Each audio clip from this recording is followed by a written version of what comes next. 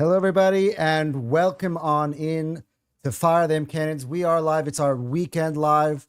It's not just me and Cal today. I mean, not that this is not what you subscribe for and come in for, obviously. So we're going to entertain you and have our debate and discussion. We had our first watch along. For those of you who got to see that, we had it for the Arsenal-Chelsea game. So now we're going to sit and discuss, what happened to the Arsenal-Chelsea game. Since we've watched this the live stream, we've seen a lot of other people's reactions outside of us to the game, so we kind of get an idea of the narratives that have come out of the game, some reactions from the Chelsea fans, from our own fans, just the overall vibes. And of course we got a big game this weekend against Nottingham Forest. Before that, we got a podcast with my main man, CalGunner TV, in the house, in a very thunderstormy looking background house. But how you going, my friend? Pretty good, surviving. And just remember to hit that like button if you want to support us and help us grow here. Please subscribe if you want to see more, and please hit the two QR codes in the corner to our individual channels, HotSport and CalGunner TV. Well, first watch along was a pretty good one. Some of you guys came on over from the show usually, which was really nice, and you get to see some of our raw reactions to a game what we really like. Thankfully it was a win, and it was, for me personally, pretty good performance. To the point where like other Arsenal fans were disappointed that we didn't smash them up even more. But we know Stamford Bridge is a home away from home, and it was really nice to continue to just spank Chelsea over and over and over and over and over and over again. Haven't lost to them since 2021, and tradition continues. Biggest club in London. We don't need to really talk about it.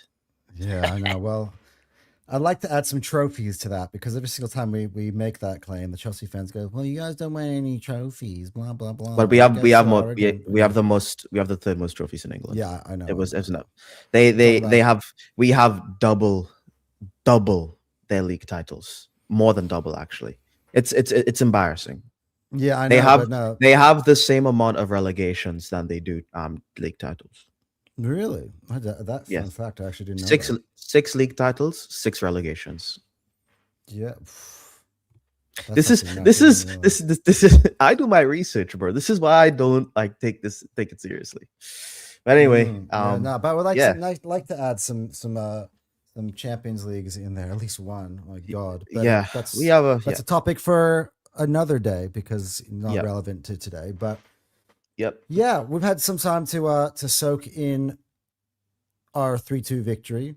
A lot of questions that I think I have for you, especially today on that. Listen to some of the reaction. Look, I know what your raw reaction was, and we both kind of sat there and be like, look, it feels a bit weird right now given the way that the game unfolded.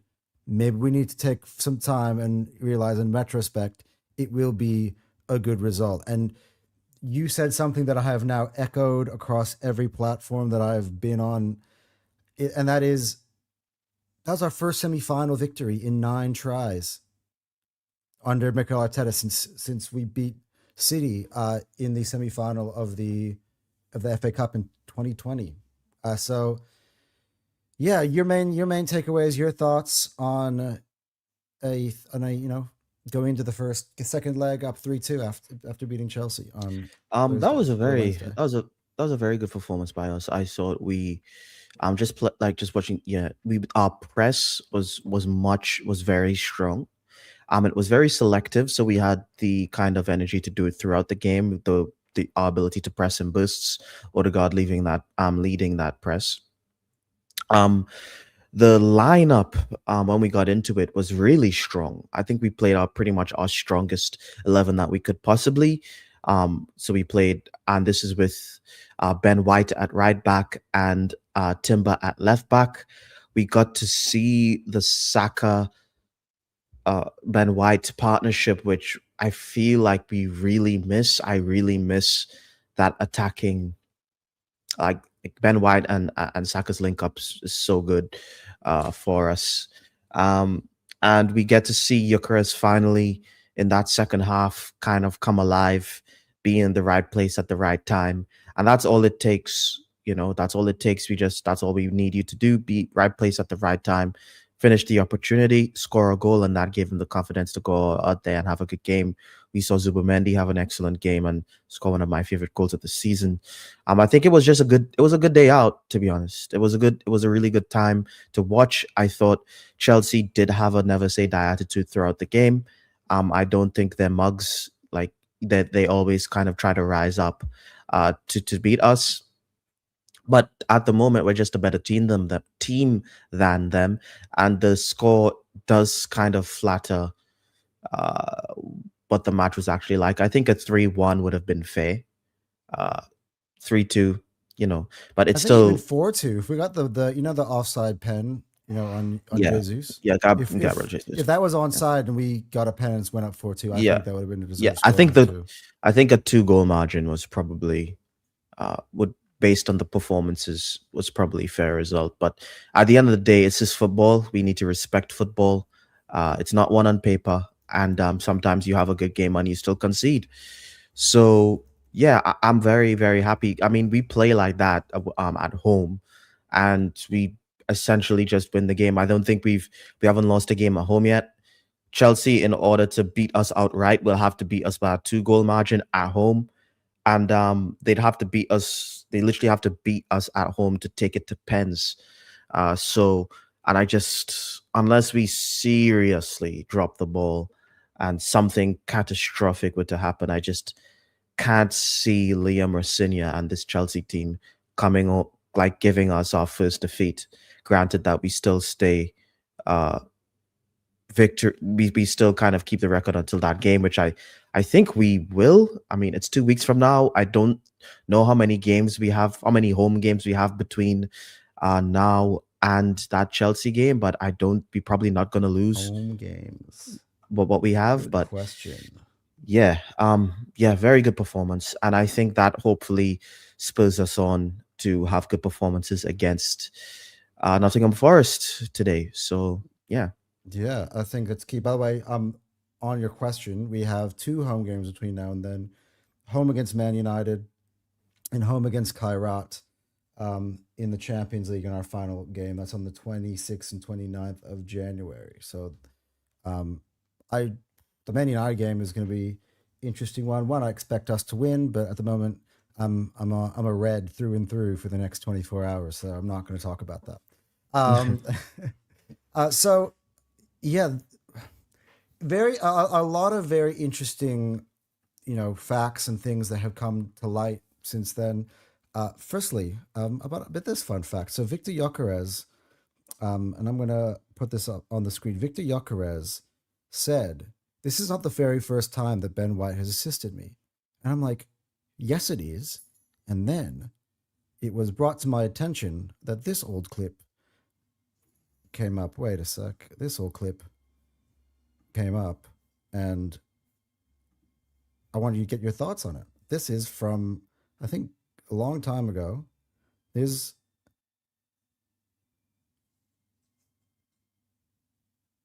Gyökeres scoring for Ben White cross for Brighton youth. Do you want to hear a funny story about that? What? The manager of that Brighton youth team was Liam Rosinia. That is really funny, actually.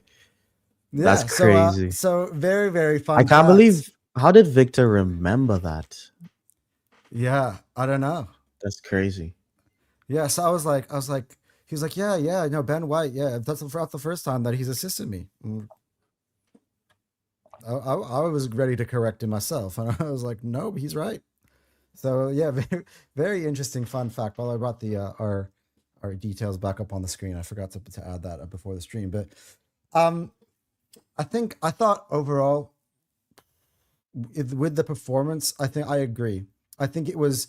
I understand the underwhelming nature of it, and I do want to necessarily kind of nitpick on the way Chelsea got in, the fact that Garnacho was left unmarked multiple times. I've kind of watched the replay of those goals that we conceded, still trying to figure out what we've done that was different than how we usually mark those. Ben White. And that is kind of where I came to, which is Ben White is become like a third center back in the box and leaves Garnacho unmarked. He tries to eat both situations. He instead of staying wide and covering that back post, he's getting sucked in to where the ball's coming and missing it alongside Saliba. So Saliba, if Saliba isn't getting it, you're not getting it behind him, and he just, that's something that was his fault. I do tend to believe that it was probably Ben White's fault. That's the only conclusion I could come to. I mean, but in general, knowing that those are little type of things that you can tweak, I actually think it was a really good performance. I think it was a solid performance, given the fact that this was away from home in a semi-final, and I had to echo what I've said again. Our record in semi-finals under this manager has been horrendous. 2 goals we've had. By the way, I thought it was 1. It was 2 goals that we scored in a combined 8 matches in semifinals under Arteta. And today, and we're not today or whatever, Wednesday, Thursday, we had 3 in 1. So yeah, I mean, for me, I don't like the fact that sometimes this fan base can get just so nitpicky about everything that we can't enjoy anything. Like, I was watching, you were on the terrace with Terry the day afterwards on Six Sided, right? And he was kind of saying, like, to us, like, you guys really need to like appreciate and enjoy this stuff. He was questioning as to why our fans in general get so emotional and so negative about everything, and we can't enjoy anything. Now, I do understand that it's halfway there. Like, anything can happen in the second leg.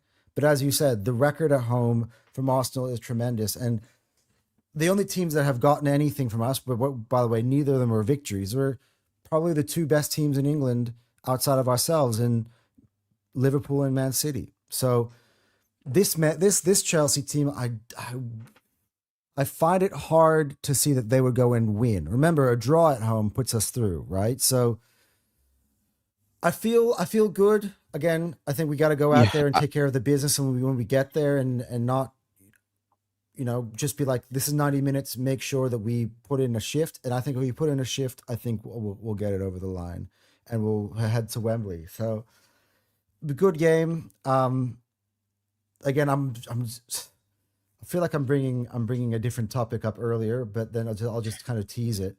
But I do feel like Victor Gyökeres, as the game second half, a first half was a much of a muchness. Like, as we said, we were sitting there. It's so funny. One of the comments I saw from Cup Chasers was saying, watching your guys' halftime analysis, knowing what was about to come, made him laugh, because we were just sitting there and we were talking about Gyökeres. This is the 15 minutes where he could probably end his career here if he does nothing in the next 15 minutes, and Havertz comes on and he looks good. This could be it.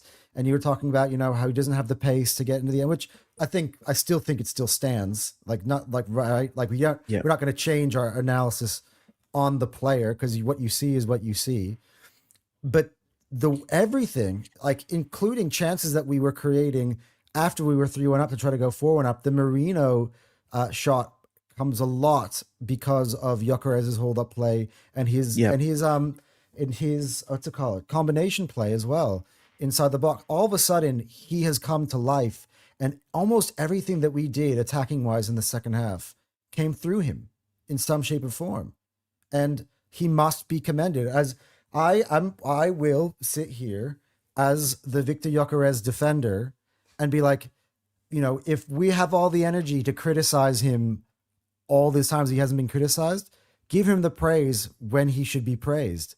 And I thought he was, upon review, correctly given the man of the match. Like, it's a hair because Zubimendi was fucking tremendous. Like, and I think we should definitely highlight and celebrate Zubimendi's performance, especially that goal, that sidestep, the nonchalant finish, to beat Sanchez. also should be celebrated as a great performance. Again, in a semifinal, this team showed up. We're halfway there, away from home, man. And Les comes to life, a tap-in. That's very simple analysis, Les. And by the way, thank you very much for commenting on the show. Make sure you're liking and subscribing because it's your first time. But I'm not just talking about the goal, my friend. I'm talking about the combination play, the hold-up play, our offense in the second half. All of our main chances up until him coming off came through him. He was involved in everything, and it's not just a tap-in. And by the way, that's what we brought him for, to score tap-ins. We can't, on one hand, be upset because he's not scoring tap-ins, and then when he does score a tap-in, minimalize it. Goals are goals. We brought him to be a goal scorer. He was at the right place at the right time, and that was fortuitous. The goal, let's be honest, on review, like Sanchez literally lets the ball roll underneath his hands for GYÖKERES to tap it in. But what that did do is once he saw that goal go in, he kind of upped his game and he started to be more involved. And he did, I think the hold up play for the Zubimendi goal was actually more impressive than the tap in, because the tap in is just being he just was kind of gambled. He gambled and, he was fortuitous. The third goal for us, which is the Zubimendi one, is the more impressive one because he's actually, more active, holding off more than one player and laying it off for Zubi. So yeah, I think it was a good performance. I still think Zubimendi is the man of the match for me personally, because I do think it's more than man of the match at the end of our game when we watched it in the live. So I'm not going to disagree with you either. So and just because he was just tremendous for both halves. So and he's also, for me personally, he's the most underrated signing of the summer amongst all clubs. He's absolutely let's talk immense. about it, Cal, because we have sat here on multiple. I mean, now on 2 Thunderdomes. We got another one coming up next week. that should be an easy 11, combined 11. That should be barbecue chicken for us. But we've denied Zubimendi a spot in the combined 11 both times, and both times we sort of sat there like, this feels wrong. It feels like he should be in these combined 11s. I feel like the sample size, because of the sample size, we won't. Didn't have the chest, but to be honest, based on what I've seen, he's the best DM in the league this season. Yeah, well, he gets in front of Casemiro. Just a spoiler alert for next week. So if David or Lou are trying to suggest to me Casemiro starts ahead of Zubimendi, I'm not having it. Can we agree upon that, Cal? Please? You're preaching to the choir here, bro. Like, it's not me you're gonna have to convince. No, lucky I got David. So David, as much as he hates Arsenal, he'll be like, you know what, guys, I think you do have a point there. Let's not entertain that sort of discussion. Casemiro over Zubimendi is just let's not spoil our fun for next week. But well, I want to ask you this question though. So this has kind of been the main storyline going around. I do want to actually get back to GYÖKERES again later on, because I do have a wider talking point. We're not just talking about him in that game, but maybe him going forward, things that we can do. Because obviously, I think thinking about it, maybe I won't. Maybe I'll leave that. I'm going to write it down. I'm going to put that to the side. But the main question, the main thing that's been said, and I actually started to drive me nuts. I sat there on a match reaction with Quest, and he's smiling to ear, like as if they just won the game. And I'm sitting there, I'm like, why are you smiling, dude? And he's like, you lost the game.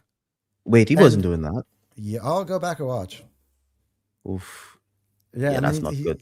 Yeah. Yeah, because he typed me privately. He's like Anton, everything all right? I'm like, I'm fine. We won. I'm good, bro. I'm good, bro. um, but yeah, there's some. It's so funny because there's some Chelsea fans who are just like that scoreline did not tell the story of the game. We were off. We were fucking awful today. Yeah, a lot. Yeah. You know, and then there were some being like, oh wow, 3-2, amazing. You know, we have life. I believe we're gonna go there. You know, great performance. You know, great effort by the boys.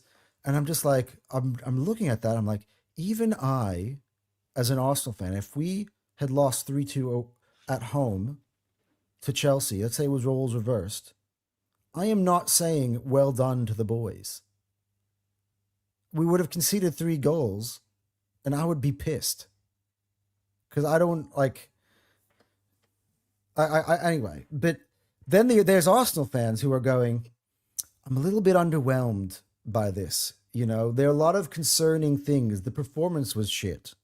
As Brandon went on for a 5-minute soliloquy about how the performance was shit. And I told him the performance wasn't shit. This is results based analysis. It's just not true. It's just 100% not true. I think this game is a prime time example of, you know, clearly being the better team, clearly playing the better football, but, you know, just conceding because people don't respect. I keep saying this. People don't respect football. And it was actually starting to piss me off. People don't respect the game of football. This stuff like this happen. You play better than a team, they score 2 goals. But the important part was just we had a good performance and we won the game away from home. Like Chelsea has the quality to just to put a sting in the tail and score a couple goals. Like they're not a championship level team. You know what I'm saying? They're not better than us. They're not on our level, but they still have a lot of quality in the team, and they have the ability to hurt you at home. So to say this is a bad performance, when we dominated on the ball, we pressed well, we created a bunches of chances, we finished off quite a few of those chances, open play chances that people make fun of us about, you know, set pieces that people try to, you know, make fun of us about, and we scored every which way. You know what I'm saying? And a lot of the quality of our players showed up. Yeah, I mean, it's disappointing that we didn't, you know, outright beat Chelsea at Stamford Bridge 3-0, but that's football. Like this isn't. The, I think you're not. That's not good. If we beat Chelsea 3-0, like just outright, they'd be riots in the streets for them. Like that'd be such an insane result, and no one was asking for that before the game. Everyone was just saying win the game because we have advantage at home, because this isn't home, you know. Like even if it was like first leg at home, winning the game is what's important. Even if it's first leg at home, because we won the game, we didn't draw the game, people. We won the game away from home. So I'm not really having the results based analysis where you're taking a look at that performance and saying we didn't play well, because that's just not true. It's just not true. Go and look at all the top Chelsea content creators, all of them, Rory, all of them. Look at what they describe. Even Arsenal haters, you know, like Simon Jordan on TalkSport was saying that we completely outclassed them. So I'm not really having that emotional, you know, menopause take, according to David. David Speaks Football. Big ups to him. Like and subscribe to his channel. He'll be with us, by the way, next week on this very program, which we're very excited to have. It's going to be another great thing. I'm not having that super emotional crybaby take that we didn't play good just because we conceded. Like that, I'm not having it. I'm not having that. I'm trying to look at the final stats here. Look at this. Arsenal's XG, it was 2.56 in the game. Chelsea's was 0.87. So and I said not to take away from the goals. Those were good goals that Garnacho scored. But that's football, people. It's football. That's gonna happen. That's the thing though. Like, we do have probably, in my opinion, and again, every time I say this, everyone goes, Anton, you're just biased. You think everything Arsenal is the best in the world, blah, blah, blah, blah. I think we have the best two center backs in the world, but even so, does not mean that we are never going to concede a goal ever. That if we concede goals, it meant that they were shit. Yeah. Like, for the most part, Chelsea, did attack at different points of the game where they're chasing the game, and we handled it very well. We had two moments where we just couldn't quite keep them out, and Garnacho, I gotta give credit to him as well. Garnacho absolutely ghosted his way to the back post on multiple occasions where, like, we lost him. He lost Ben White. I mean, there's a combination of Ben White should have been with him. He should have tracked his runner. His runner just had incredible movement and got himself open in space. Both things can be true. Yep. You know what I mean? Like, that's one thing when we talk about sports in general. I notice this a lot about sports. And again, we do need to analyze the game. So you do look at, why did you concede this goal? And you can look at that. But at the same time, the other team is doing things to score goals.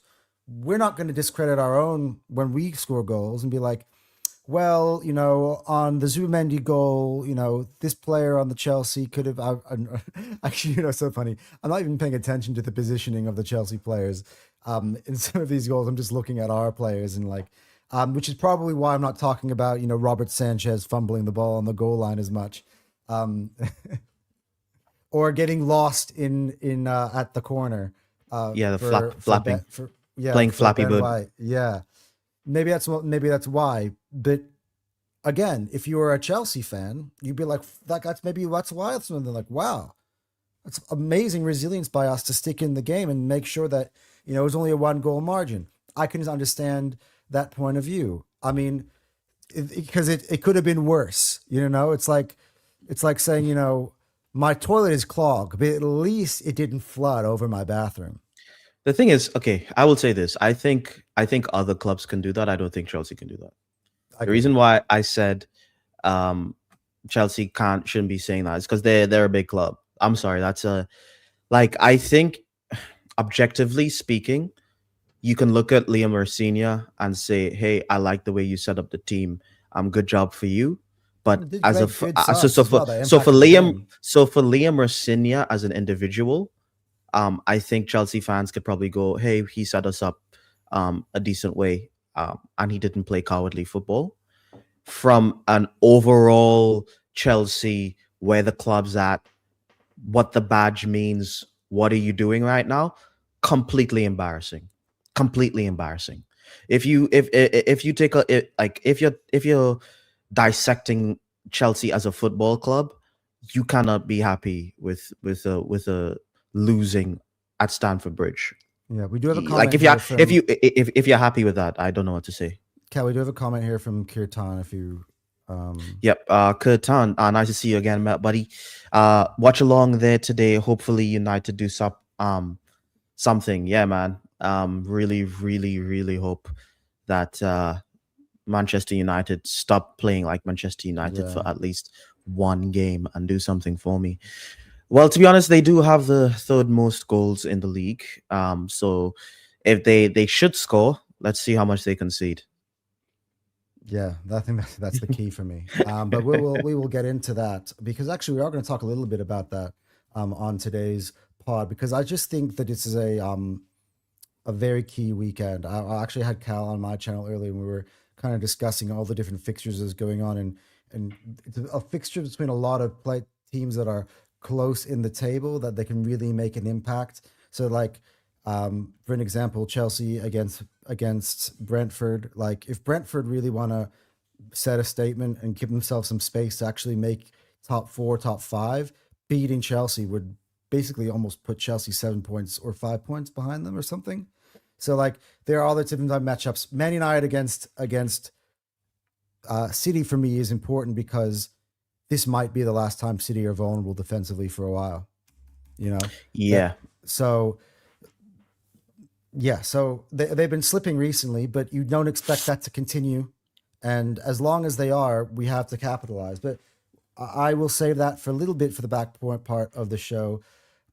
Just finally, just on this Chelsea game, because we do have a lot of stuff, and we're going to continue. I think a little bit on the Victor Gyökeres conversation, a little bit more about moving forward, things that we saw that worked in this game, that maybe we can implement, maybe we'll see going forward. But before that, Cal, your gut feeling, how do you feel about the semifinal of the Carabao Cup overall, like going into the second leg of the position? We have 1 foot in. We have 1 foot in the final. All we need to do is play to the same level that we did. And I think the players are hungry. So to be honest, as long as we try hard, we win. We get through. As long as the effort's there, we get through. I mean, even if it's a Liverpool game, we still go through. Like, it was 0-0. Yeah, exactly. And so that's our worst performance at home all season. You would agree, right? Yeah. That Liverpool. So that's the reason why I said that. I wasn't saying I want to see that, but what I'm saying is, even at our worst at the Emirates this season is enough to get us through to the semifinal. Yeah. So I've yet to see an example of an Arsenal performance at home which would provide me concern in a home game against any opponent right now. And by the way, Bayern Munich has been to the Emirates as well, which many people seem to forget, weirdly enough. I don't know why. Yeah. As an no example, one talks about that. One of the giants in the Europe, came to our house and got thrashed. So I echo that sentiment. Again, I'm not going to assume that we're through. We need to put in.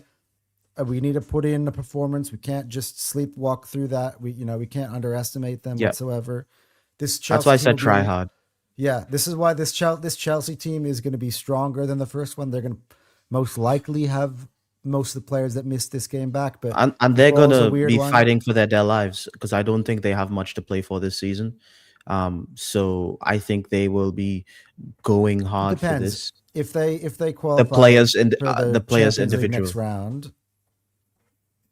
That is they will. They're most likely going to get through to the next round, to be honest. Yeah. All right. Well, I do want to discussion points. And I found this from AFTV. Actually, one of our good friends is now made his way up the food chain and is now in AFTV videos. But he's just sitting there silently while this is the wrong setup for this one. He's sitting there silently while Dan Potts brings up a point about Victor Gyökeres. I think some things that I have noticed myself, but Jamie Redknapp brought up a point about Arsenal and they're crossing into the box and the run and the runs to make that, like, to get set us up for the passes to Gyökeres, kind of like by the byline and stuff. But Dan breaks this down interestingly enough, and I've never really referenced him except for the time that he had got a draw against Man City away. Great, big up to Dan Potts for managing that game. He took one for the team. But he had this to say about Gyökeres. Let's be real. If we do win the league and he scores 8 goals, I'm not going to care. If I'm honest with you, right? Yeah. So we won the league. No one's talking about his goal count right now because we're winning games. No, because we're winning games. I don't think it's a bad thing either to say we might have got this one wrong and we might need to move on in the summer and get somebody else. I mean, Chelsea have done that a lot, right? They did it with Torres, they did it with Shevchenko, they did it with Radamel Falcao, they've done it with Higuain, they've probably done it with Aubameyang, to be fair as well. So they've always moved on if it hasn't been right. And I don't think it's wrong for teams to do that. So maybe Gyökeres isn't going to come in and get numbers. He certainly was never going to come in to be a Haaland, like some people have 50 goals a season. He's never going to do that, right? So I always felt like we was going to score more goals than Kai Havertz. He might not. He might not be able to get the tally that Kai Havertz got. But one thing I will say is I don't really watch like a lot of the analysis after the games, but there was something Jamie Redknapp said which I thought was absolutely key. Now, I'm one of these guys who's kind of not given up on Gyökeres. I want him to do well. I've not been convinced by him. I've not been convinced that he's the upgrade we needed, right? But I will actually agree with something Jamie Redknapp said last night, which was Bukayo Saka is down the right-hand side and he rarely beats his man and swings it in. He's always cutting it in for a cross. Martinelli rarely beats his man and crosses it in. He cuts inside and crosses. But Ben White, last night, beats his man and crosses, and guess who's there? Eberechi Eze against Forest beats his man and crosses it, guess who's there? So maybe we're looking at a gunman, a killer, a fox in a box, and we're not using a fox in a box, we're trying to cross it. Now, I'm not saying he can't get headers because he's a tall geezer and he should do more, but I think we need to be putting those crosses across the box. And Noni Madueke, to be fair to him, when he's done that, Gyökeres has looked more like scoring when he's been in crossing those balls in. So I'm starting to wonder now whether it's a bit of both. Maybe he isn't the guy, but also maybe we're not playing to his strengths either. Because if we're just whacking balls in and hoping that he can get something on it, which, let's be real, he has been getting his head down, been looking great at times, I think what we might need to do is look at more beating our man and crossing into the box to be there. So I'd like to see a little bit of both, and I'd like to think that it is a little bit of both, because the system stuff is definitely an issue. Because Jesus, I think, is showing more in that system. Marino has showed more in scoring in that system. Kai Havertz, people are already saying in the last couple of games, has showed more than what Gyökeres has done. I think that might be a bit much, in my opinion. I don't think he's played enough yet. But I think Gyökeres, for me, is someone that I believe the manager is going to stick with. Yeah, he wants to make it work. He does. I want to, before we start this conversation, I want to be fair, because me and Cal have sat here and we have watched tapes. We watched tapes of his goals at Lisbon. We've watched, watching the first half of the Chelsea game, and Cal pointed out to me, he's like, the chance that they knocked the ball through to Chalobah, and he goes, he's just lacking the pace. Just sometimes he just doesn't have that natural ability. There's nothing you can do to coach that into him. He's just lacking it. And I think I'm not going to sit here. I actually want to, instead of being a defense or an attack, I actually want to do an analysis on the player here. I am not going to deny what anything Cal said when we were breaking that down in that watch along is not true. But I also do think that there's truth behind what Dan is saying as well. And there's a combination of a bunch of things. At the end of the day, I've been thinking about this. There must be a reason, as bad as everybody thinks he is, and how awful everybody thinks he's been, why Arteta has persisted with him, why he's not dropped him, why, and Cal says, because he's only been the one available. But at the same time, he has had, for the, Jesus back since, for the most part, since December. He started Jesus, I believe, in one game only, and that was the Crystal Palace. 2 games. Sorry, started 2 games. Crystal Palace quarterfinal and the Portsmouth game. But the rest of them, he's persisted with Gyökeres. Finally, Gyökeres delivers, and as Les says, it's a tap in. But he's brought him to life, and we have done in that instance something that we did do earlier in the year that worked. There are other examples, by the way, of us, he's got 8 goals, right? So you have to kind of analyze the 8 goals. How did he get them? 2 of them are pens, but let's take a look at the other 6, right? Even the corners that he scored from, they were fizzed along, and he was tapped across the box. There's something about that maybe we just need to look into, to try to kind of just find, how can we get the best out of this guy? That's not going to work. That's not going to work. That can't be the only way he scores. If that's the case, then we're kind of doomed, because you can only get behind the defense like that and have enough space to fizz it across on the transition. When we're trying to break down a low block, even when Madueke or Saka, whoever it is, beats that guy on the touchline, you're cutting it across, and there's like 3 defenders between you and the striker on trying to hug in the touchline. So you have to cut back, unless you have to cut back. And the closer you dribble, and when you're dribbling, the closer you dribble towards the goal, the more likely you're gonna have to cut back so there's enough space to hit it. So yes, I think they like cutting it back every single time doesn't fit the strength, but I've seen times where we have played those balls in, and he hasn't been there. This was when we saw him actually there. This is why we're like, oh man, he's like finally at the right spot. Because if he was there every single time, he would have more goals. So I do think this was a good game for him, but I do think he needs to see more more consistency. He needs to be, we like he must do more. Yeah, I do think that's fair.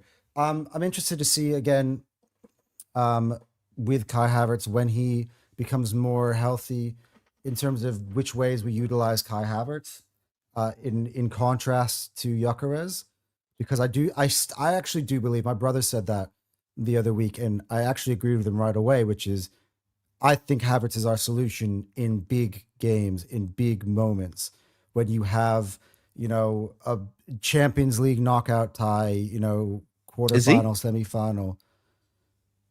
I mean, this is a first semifinal, and GYÖKERES is the one that put together a good performance to send us to win us our first semifinal. I love this. I was thinking he's. And you went for him. Oh yes. I was thinking maybe he is a big game guy.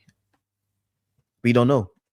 Yeah. I think let's start him against Chelsea. But again, that's a very interesting point, though, right? At what point did we start to? You want your cup? At what point did we start to really start crying out for a striker last season?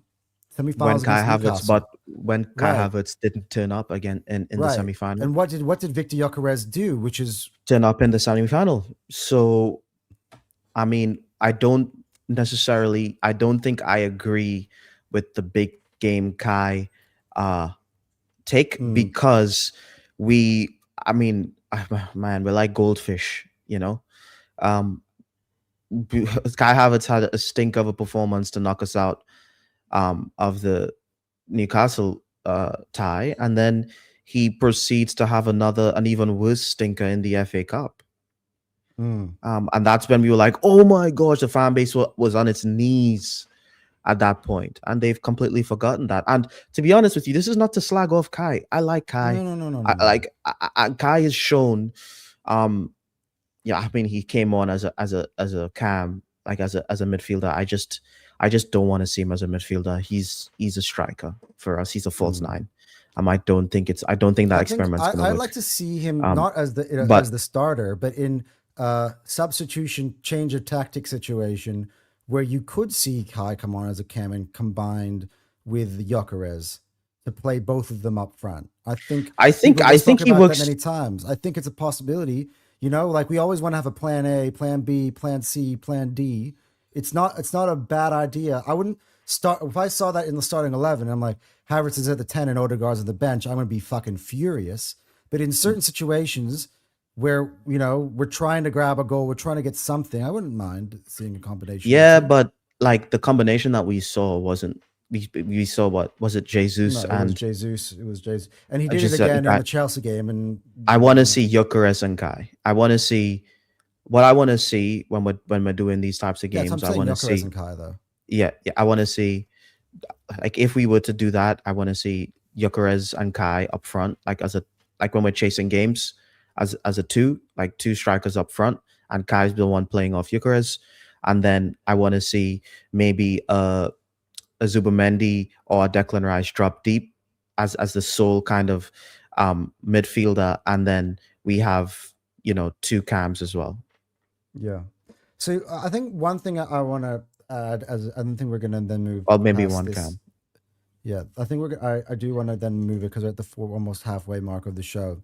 So I do want to kind of move along to some of the other looking forward type of stuff, which maybe this is a kickoff to it, right? Because this is less about Chelsea and more about moving forward. But do you think we need to make a Frankenstein striker from Vic Jesus? Yeah, to be honest with you, if we patient, by the way, make sure you're liking and subscribing. I'd like to see you in here. We need Kai's positioning, Jesus's finesse, and Victor Gyökeres' finishing. By the way, we do have an extra sub. If that was you, Phantom, thank you very much. Or to Les, one of you two, was we do have a new sub during the stream. So thank you so much. To whoever has done that. So big ups to you. But yeah, continue. Cal? Oh, pardon. You were in the middle of saying something, and then I Oh, I can't remember what it is. Okay. Anyway, so my question is, I was wondering. So at the end of that, when I was saying that Gyökeres had his good period, right? We had the double against Atletico Madrid, and then that good first half against Burnley where he scores, and then he gets injured at halftime. He doesn't come on in the second half, and then he's had the spell on the sideline. For me, I always felt like, oh damn, what would his season have been like had that injury not happened? Had he been able to like keep that rhythm going? Now that he is clearly a confidence player, right? Now that you can see that he's got lift, that in his body language, in the way he's contributing to our attack, that he's got some form of confidence back. I'm interested to see now from this point forward, now that he didn't get injured after this really, really good half, which is even better than that Burnley half, how he performs moving forward. If now we can kick on and see a better version of him, because he said it himself. He goes, he clearly is disappointed with the fact that he has not been scoring. And he said, it was really good to score today. I want to see more of this. This is the type of stuff that I can do. I want to do more of it. So that it's clearly a statement of intent by him. But one thing is to talk. The other thing is to do. Do you think, Cal, that at this point, we're going to see a lot more doing from him, and this is the turning point for him in his season? I don't think we can say that yet. I think we need to see 2 or 3 performances. If he goes out against Forest today and he scores again and he puts together a really good performance, then I can say, oh, okay, he's arriving. And then if he does it again after that, then I can say he's arrived. But one-off's just not gonna. It's not enough in a one-off. That's fair, though. To be honest, it's fair. Yeah. It's not getting high or too low and just glazing a one performance and making a good performance away at Stamford Bridge is a big. It means something to me, because it's a big game. It's a semi-final. It's away to big rivals of the football club in a hostile stadium. And he performed. This isn't when, sometimes we see, players perform against a championship or lower division teams. And then it's like, oh my gosh, look what they've done. Kind of like what João Pedro did in the Club World Cup against, South American teams that we don't know the name of. And you know what I'm saying? But when you're performing against actual high level competition under the pressure, that means something to me. So if he can go out there today, let's say he starts and he gets a goal and assist again, something along those lines, and he puts together a really good performance, we win, because this Forest game's a big game. Then I will be then I'll say, okay, he's showing some level of consistency, and he's showing something about him now. Yeah, for me, I thought very interesting, by the way. I don't know if you've seen the replays of the goal he actually does score. Saka kind of doesn't cross it into him in the first time. Instead, he lays it off to Ben White. But you notice how Victor puts his hands up in the air. He actually slaps slaps the air in frustration, and then the cross comes in and he does eventually go in and score.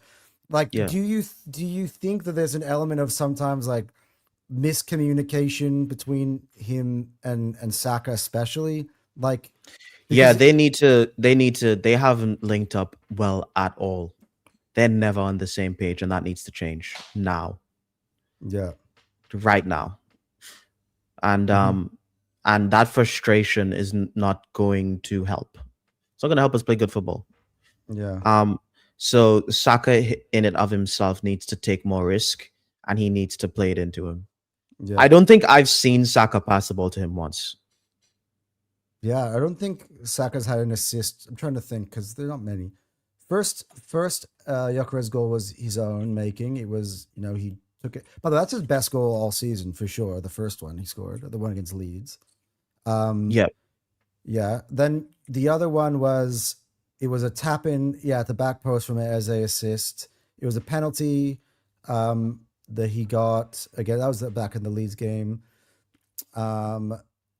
The 2 ones from Atletico were corners from Rice. corner for Rice or corner.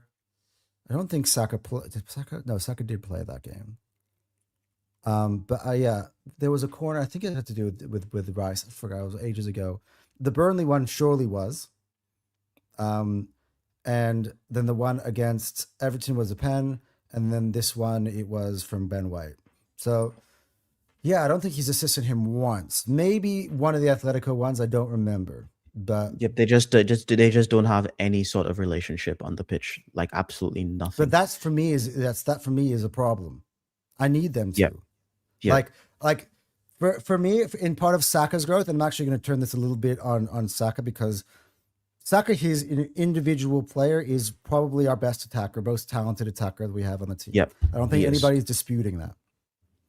But the greatest players are also able to provide for others.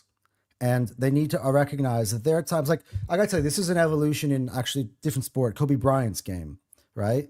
So Kobe Bryant, in between, after having lost Shaq, started to become very me first. I'm looking for my own shot. And resulted in some like insane statistical performances, like an 81-point game against the Raptors. But the Lakers were one first round outs, if not missing the playoffs in that time. When Pau comes over to the Lakers, all of a sudden, again, Kobe's starting to become a bit more mature, becoming a little bit more of a provider, and allowing, Pau to eat, and they had a few other good players in that team, like Lamar Odom and Ron Artest and the likes, and he started to become a lot more of a team guy. LeBron James had that evolution as well in his own game, where he started to become more of a team guy. And those were the times where they started becoming serial winners, right? So what game was it? What game was it where Saka was through on goal, and then he could have laid it off to GYÖKERES, but instead shot it? Brentford at home. Yeah.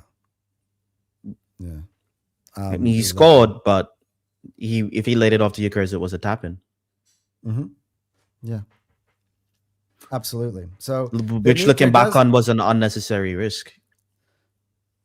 It was an unnecessary risk, but again, I didn't complain because he scored. Yeah, right? Exactly. So, but I definitely do agree. I think there needs to be a balance. I'm not saying, hey, Saka, you're just all you're supposed to do is try to find GYÖKERES. Of course, yeah. I'm also not saying player, find space for yourself too. Yeah, but we're also not saying he's the reason. You're not saying he's the reason GYÖKERES hasn't been performing either. Yeah, right. But yeah, he needs to. I think interesting. Again, there are levels for this team to go, which is why I don't think we're signing anybody in January. There are, as I keep alluding to throughout the year, as to my confidence about us going on to win the league, because I know that our performances haven't gotten anywhere near. There's so many missing pieces, missing elements to our game. Eze is another player who he brought in the summer, who's supposed to be a guy making the difference, who could also, as the year we talked about in the last episode, come on, make a difference, develop his game. He didn't play a single second in that Chelsea game. So I think there are so many different ways for us to get better, for this team to get better. The defense right now, we're missing 3 key players as well. I mean, backup players, but they're still key players. Like one of them whom actually no, Calafio's not a backup. Like one of who was a starter. I mean, we had both our starting center backs injured now. Both our third and fourth choice center backs are now injured as well. Yeah. So yeah, I think there's so many ways of this go, and for me, there's the reason why I bring this up is the biggest potential upside factor for Arsenal is if Victor GYÖKERES scores goals on a consistent basis. If he becomes even 30% of the GYÖKERES at Sporting Lisbon, we're winning the league without a shadow of a doubt.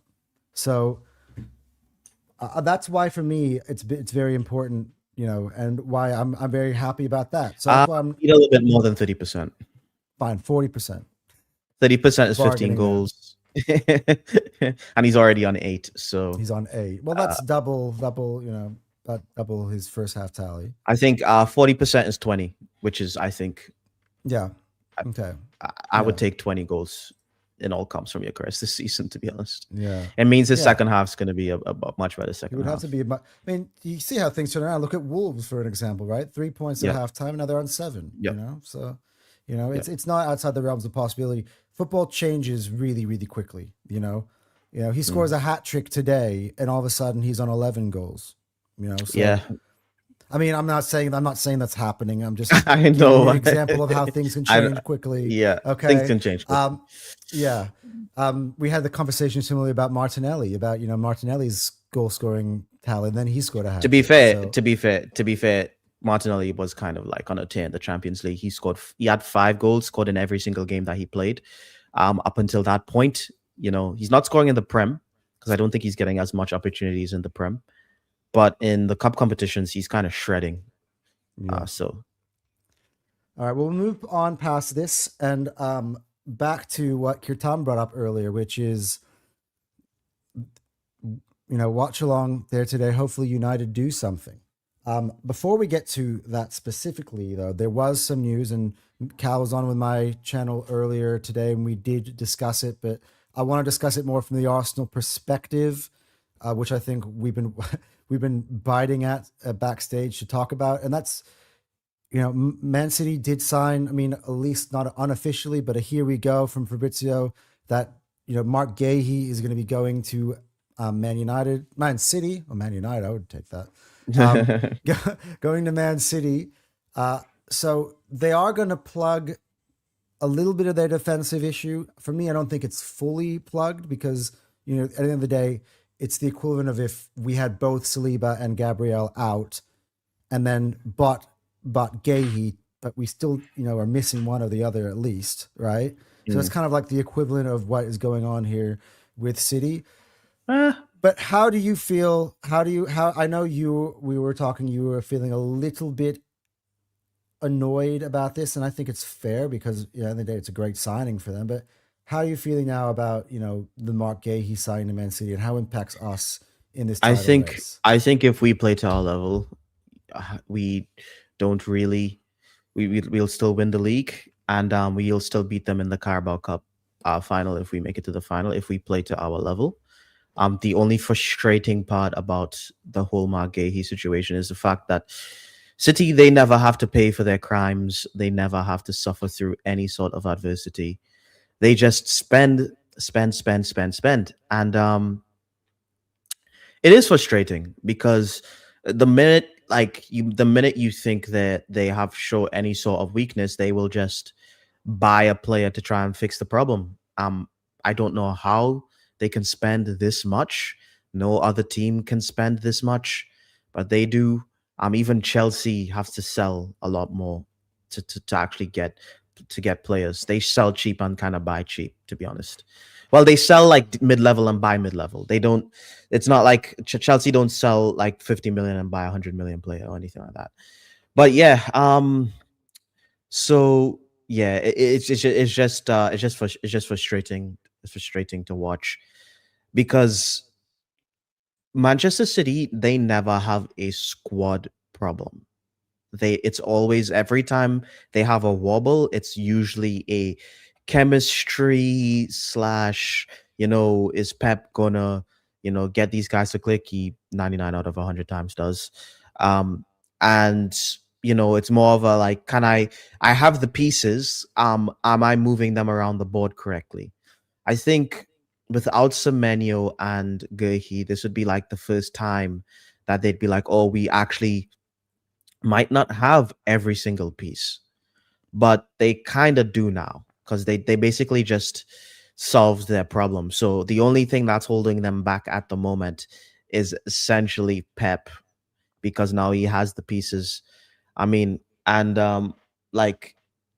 it's just the way it is. And no other team can do what they do. They bought Savinho, who was the team of the season in La Liga. They bought him. Didn't work out. They said, you know what? Next window, went and got Marmoush, who was, in team of the season. And then that didn't work. And now they got Semenyo, who's like one of the most informed strikers this season, straight up, who's already proven.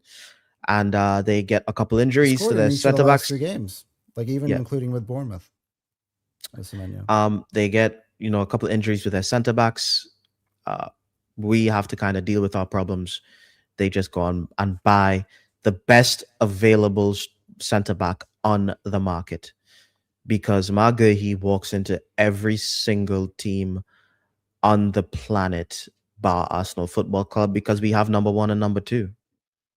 So it's frustrating. It just is. And I think like, I know there are people that would say it's not City's fault and they're a serious club and blah blah blah blah blah.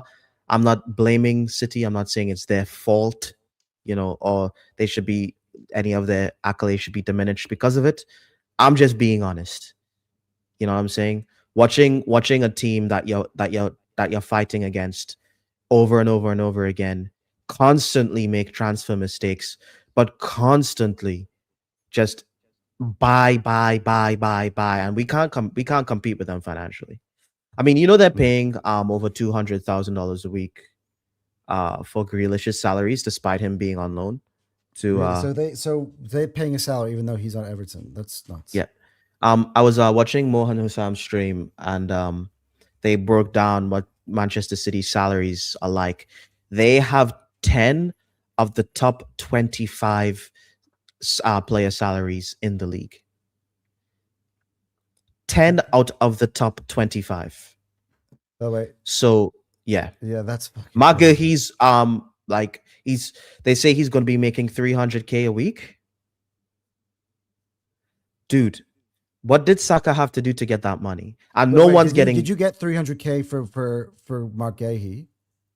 That's why he's fucking signing. Yeah, I knew it. I knew that they had to sell, because the stuff we were talking about, it's so crazy. The stuff we were talking about last week with my brother, and all three of us all agreed in unison that it made no sense for Mark Gahey to take this deal, because he could wait and get the, not be beholden to any one club, being able to get squeeze as much from the orange that he possibly could. The agent would also benefit as well. And we're like, nah, you know what? The more we think about it, I just don't know if this makes sense. And the minute that Fabrizio was saying, hey, City are advancing, I'm like, that still makes sense to me, because City are going to try. But it's crazy how quickly Gahey agreed to the move. And that makes more sense to me now if it's 300. Because that's what Saka's about to get at Arsenal. I mean, that's insane for Mark Gahey. How much is Saliba and Gabriel getting at Arsenal? Not that much. Like, Gabriel renewed his deal and he's not getting that much. Gabriel. I mean, when you're paying Haaland like $1 million a week when he scores, so it's like we cannot compete. We cannot compete with Manchester City financially. But I will say this. I'm so angry. And I hope the players are angry. I hope Arteta's angry. I hope there is a fire underneath these guys. I want to knock them out, personally knock them out of every single competition. I want to, like, in the final, I want to play them. I want to beat them. Let's see him. Let's face him in the Champions League. Take him out there. Let's face him in the FA Cup. Take him out there. Let's take him out in the league. Let's take out these guys everywhere.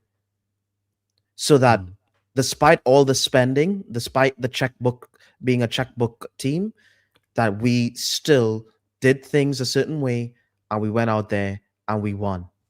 Despite all this, despite them, throwing money at the problem. So I really want the players to be angry, fired up, and ready to take on these guys, because I want to obliterate this football club. Yeah, I want Pep to, for the first time in his career, despite all the spending, not win a league title for 2 years in a row, because that's never happened to him before. This is why they're so desperate as well. I want him to leave Manchester City in shame, not winning in his last 2 years. Yeah. I think there's a combination that really angers me, right? And I'm not gonna going to let us off for the times that we didn't go ahead and win the league in the times that we did. But this team has been the team that has stood in our way from what could have been, even so far, an absolute dominant era. There's only one team responsible for the outside of Arsenal Football Club themselves for why we are still trophyless under Mikel Arteta since the FA Cup. Manchester City. Because we have been, over the last three or four seasons, we've had won the most games of anybody in England. We have the highest winning percentage, and we have 0 trophies. And if they were to pip us again because they decided to go and do this, I would be absolutely furious. I'd literally be absolutely furious. And I do kind of look. I'm still confident in that we actually are better than them despite their spending. So this is a side point, right? But what Cal says is true, and it does get under my skin. They for some reason cannot deal with adversity. You know, I loved. That's why I brought it up in every podcast so far, including on my own show, that they started against Brighton and their Max Allain, who came back on loan spell from Watford, started for Manchester City in a Premier League game. I loved that graphic. I took a picture of it on my phone at the start of the game because I'm like, I will never see this ever again. This is beautiful. And you were right. And you were right. Yeah. I'm like, this is fucking beautiful. For once, Man City have to deal with the crisis of injury, and they have to start a nobody at center back. Like, I mean, we do that all the time. We have to play Christian Norgard. How many times this year we have to play Christian Norgard at center back? Twice now. I mean, we converted Mikel Moreno into a striker. Like I feel like even Liverpool, they have to deal with adversity. You know, like they're not buying a new striker because Isak's injured. You know what I'm saying? So, yeah, it's just we got a comment from very good one, by the way. I just read through it a few times already. Mad unlucky. Both our second choice center backs are injured. Our first choice left back is out. Our second choice left back is out of form. Our first and second choice right backs are bordering in the red zone, but we're still top. Come on, you Gunners. Yeah, man, we deal with adversity. And I just have to, big ups to the team, the squad, the players, the staff, everyone at Arsenal Football Club, because we get hit with a lot of shit. And we deal with it and we rise.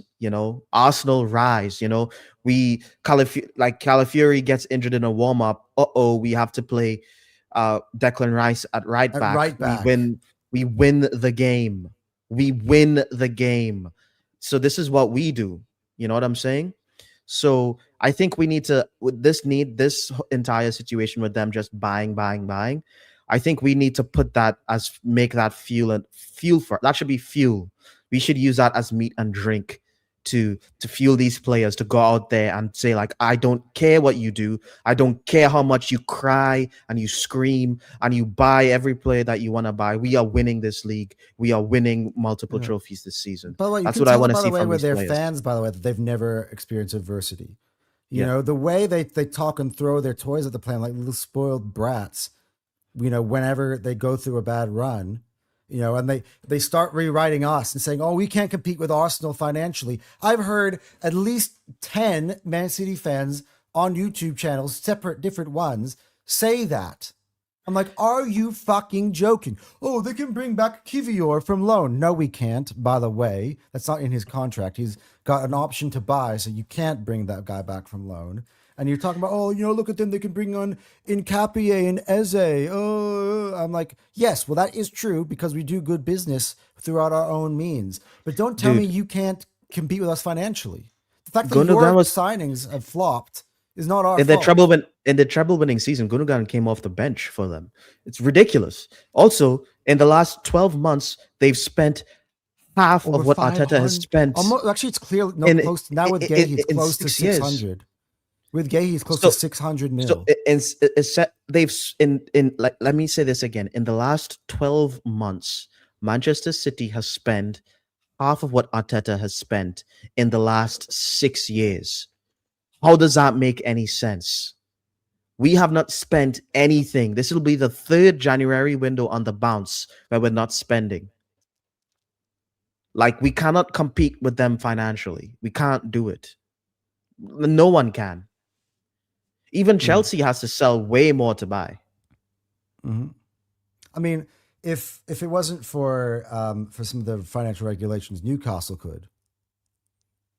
Right? Yeah. If it was, I mean, but what did anyway? Let me not open that. But despite that, by the way, some interesting news, by the way, for transfers. I'm just kind of looking through on the side. So you know how yesterday there was just Brasinha said that Chelsea are going to be buying a center back. You know, they have a big center back coming in. Do you know who their answer is? This is very Chelsea, Cal. From Fabrizio. Understand Chelsea had held direct club-to-club talks with Rene in the last 24 hours for Jeremy Jacquet.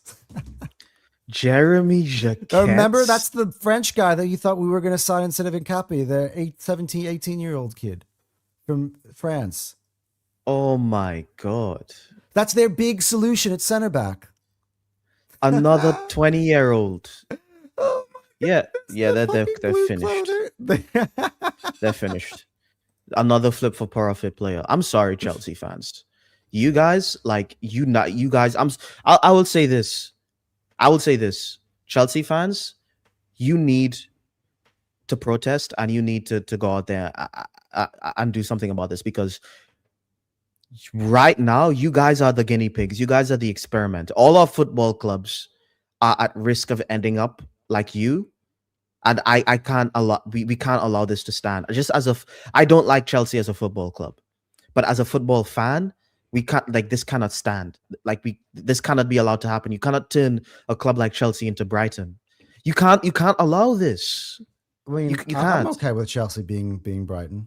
Oh yeah. I mean, it's funny, but goddamn, for the overall footballing conversation, it's just not good. Mark, big ups to you, dude. I think this might be your first time. Comment. Yeah. What fans need to do is try and enjoy the moment. I think people forgot all the years leading up to this point where we were challenging on all fronts. Yeah, man. And that was on the terrace. And I was saying that alongside Kunle, that yes, I think we do need to enjoy the moment, and that's why I said it was a good performance. That was a fun game for me. That was a fun game to watch. We're still in all competitions. We're on top of every. When's the last time that we've been almost halfway through January and we have a genuine chance to win the quad still? Seriously. Yeah. We weren't I was saying, I can tell you for sure. Yeah, I was just saying, we're on top of all competitions, and we've won. We're undefeated in any of the knockout competitions. So I don't think this is.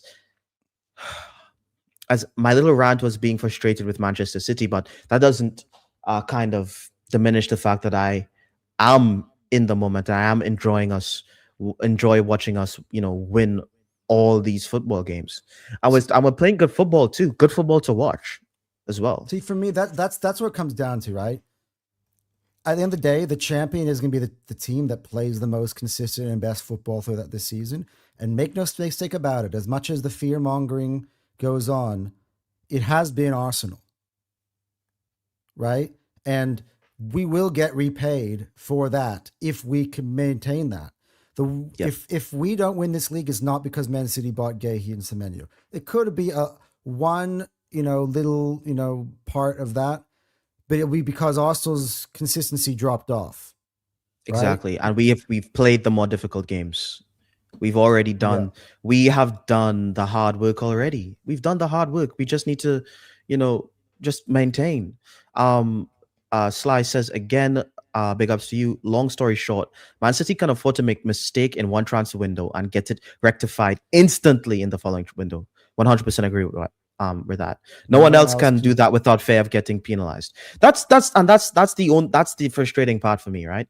It's the fact that they never have to deal with the consequences of their actions. I mean, and guess what? Of their neighbors, Man United, who are always dealing with the consequences of their transfers. if Guehi doesn't work, they're just gonna buy another centre back in the summer. They're just gonna buy another one. I heard, by the way, before that Guehi thing confirmed, that they were actually starting to look at Schlotterbeck from. They're probably gonna get him too. Leverkusen. You think they're not going to spend in the summer again another 200? They are. They got Schlotterbeck, bro. Oh my god. They are. Then they Mark would have a says, better again, squad, but Mark says, no, they wouldn't. Mark says, when we are at Highbury, we were always fighting for trophies, and then we used to build, used years of build the stadium that we have now. One fact people forget is that Man City didn't build a stadium. Yeah, right. I mean, yeah, and yes, that's good, but at this point, we really wanna win something this season.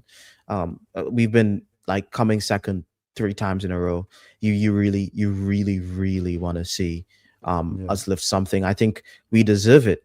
You know, I think we really deserve it. I think we're not the club. You know, we're not the banter club anymore.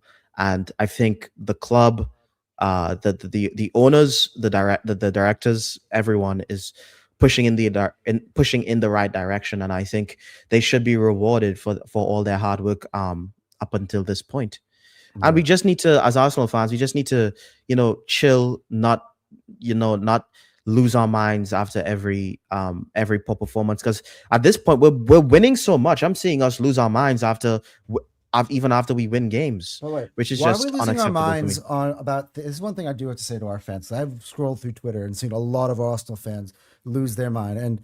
And as much as I love my viewers here, I've now looked at my poll that I put in, which I wrote, with the addition of Guehi to Man City, are we worried about the race?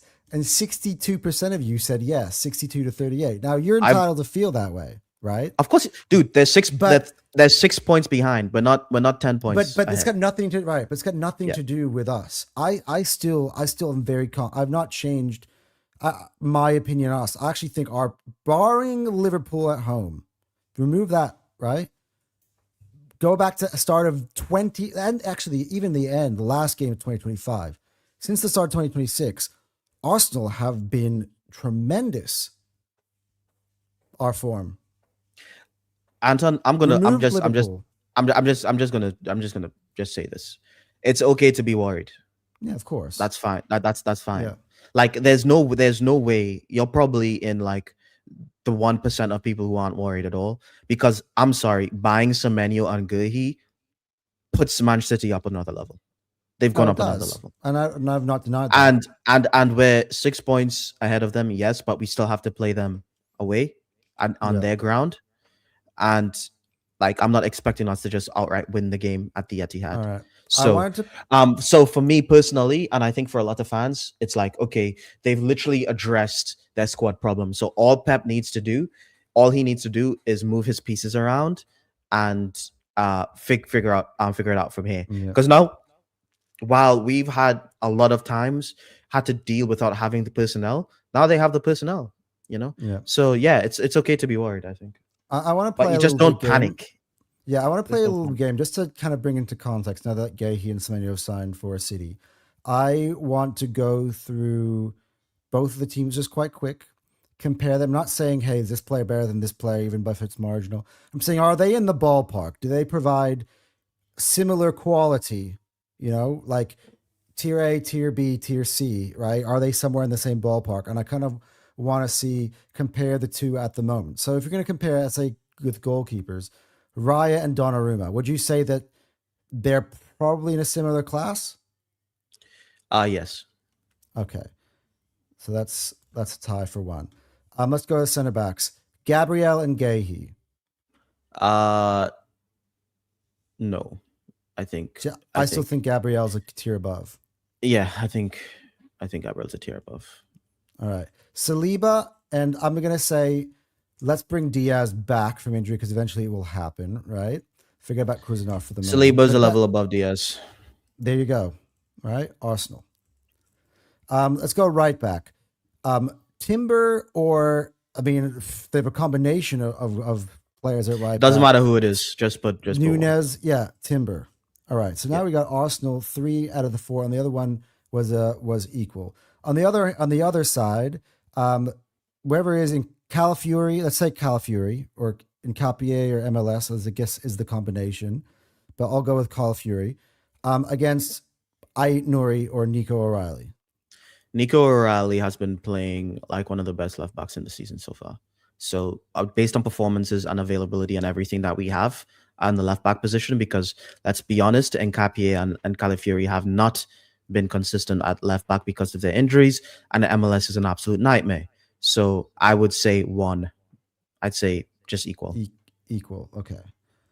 All right. So now it's Arsenal who won 3 and then a tie in the other 2 in terms of the defense. So clearly our defense is far superior to theirs. Let's move into midfield, right? Interesting, because on paper, this is going to be an interesting debate, right? Rodri or Zubimendi. Rodri obviously is, when healthy and when on form, is the best in this position on planet Earth. But he hasn't been. He hasn't been. And Zubimendi has been on great form. Were we going to give this? Were we just to be nice to them? Or would we say equal?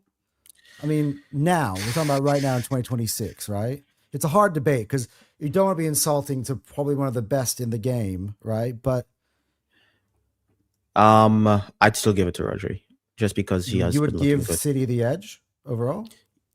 Yeah, because I think he's just gonna get better and better and better, okay. And he has been. The other one is Rice or Reinders. Now I think Reinders is a good player, but I just think Rice is Rice is above. Yep. All right, so now let's head to the 10 position, right? Shirky or Odegaard. Shirky has been more consistent, right? And then the alternative to that, by the way, is Phil Foden or Eze. And again, they've both been struggling at certain points, and they both have had highs and lows. They're like equal. I put Cherky. I would put Cherky above Odegaard. Cherky's been level above. Yeah. All right, so we'll give Man City the edge there. See, good. Cherky, if Cherky continues like this, like he's gonna be the best attacking midfielder in the league. By the way, people, you notice that I have only gone this based off of what Cal is saying, not me, because I needed to make this point, drive this point home, right? Yeah. Okay. Right wing, Bukayo Saka or who's on the right wing, or Savinho? Whoever it is, Saka's better. Oh no, Semenyo. It's Semenyo right now. Sorry, excuse me. Semenyo, Saka's still better. Semenyo or Saka? Saka. You say he's still better, a level above? Of course. Okay, there you go. Good. All right. The striker we don't even need to talk about. It's them.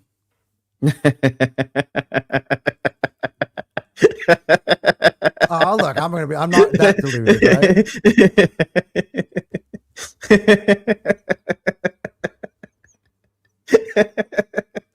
Sorry, I've never seen you concede so quickly in my life. Come on. You think I'm going to sit here and try to argue Victor Gyökeres over Erling Haaland? Come on, I'm not that dumb.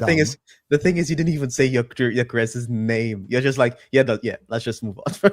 You didn't even say his name. I've never seen you concede so quickly. It's just funny. It's just funny. Yeah. Okay, other side, Doku or Trossard? I'd say that's levels. Doku, you got Doku, okay. Doku's been, I'm not actually equal. I'd say equal, actually. Okay, equal. I'd say equal. Yeah, because I think Trossard's been great. All right, so on that, just before we have one comment from Ashraf. Says we have to beat City, and I'm confident we're gonna knock them out and win the Carabao Cup. Yeah, man.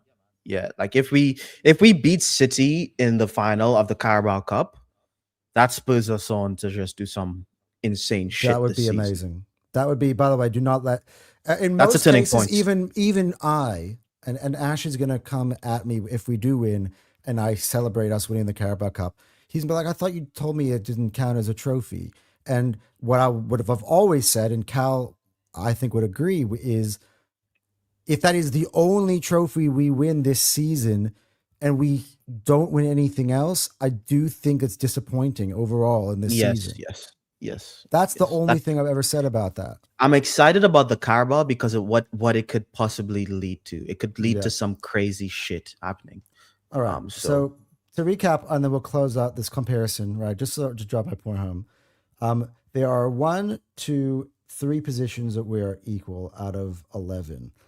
Arsenal have the edge in 1, 2, 3, 4, 5 positions, right? And that would leave obviously three where Man City have the edge in. Just Haaland, Rodri, and what we said? You said Shirky, right?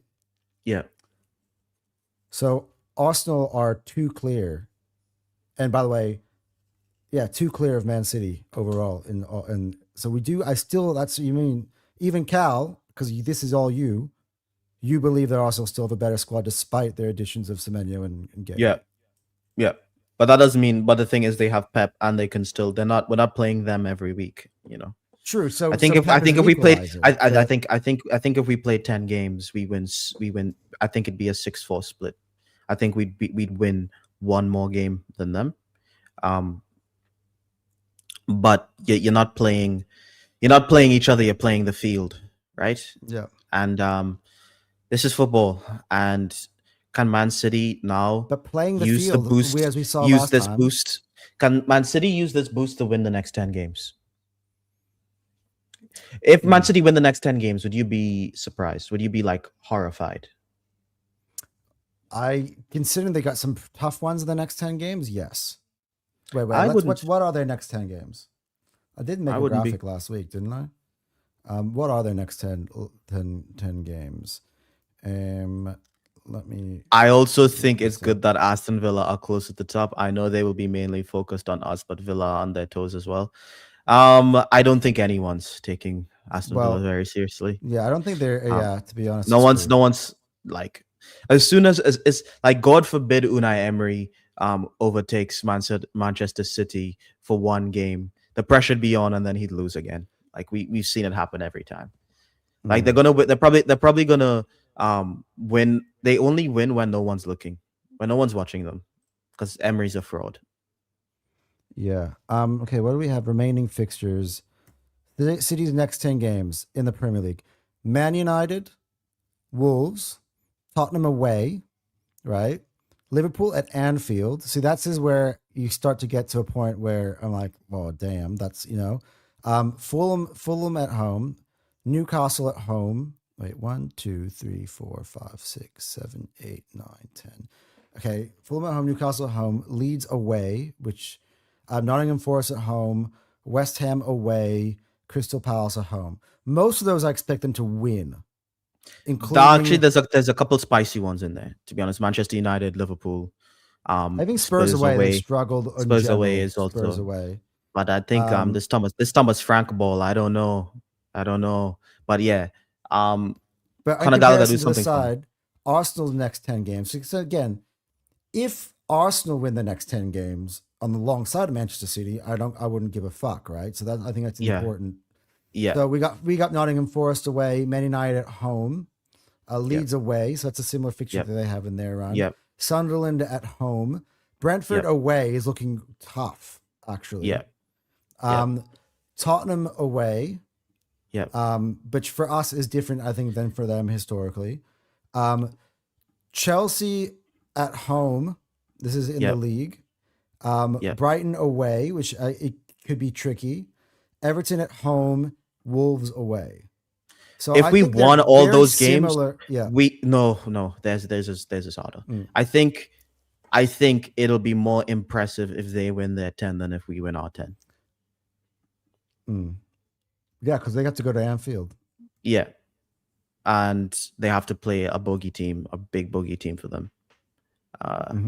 We've already played our bogey away team, which is Newcastle.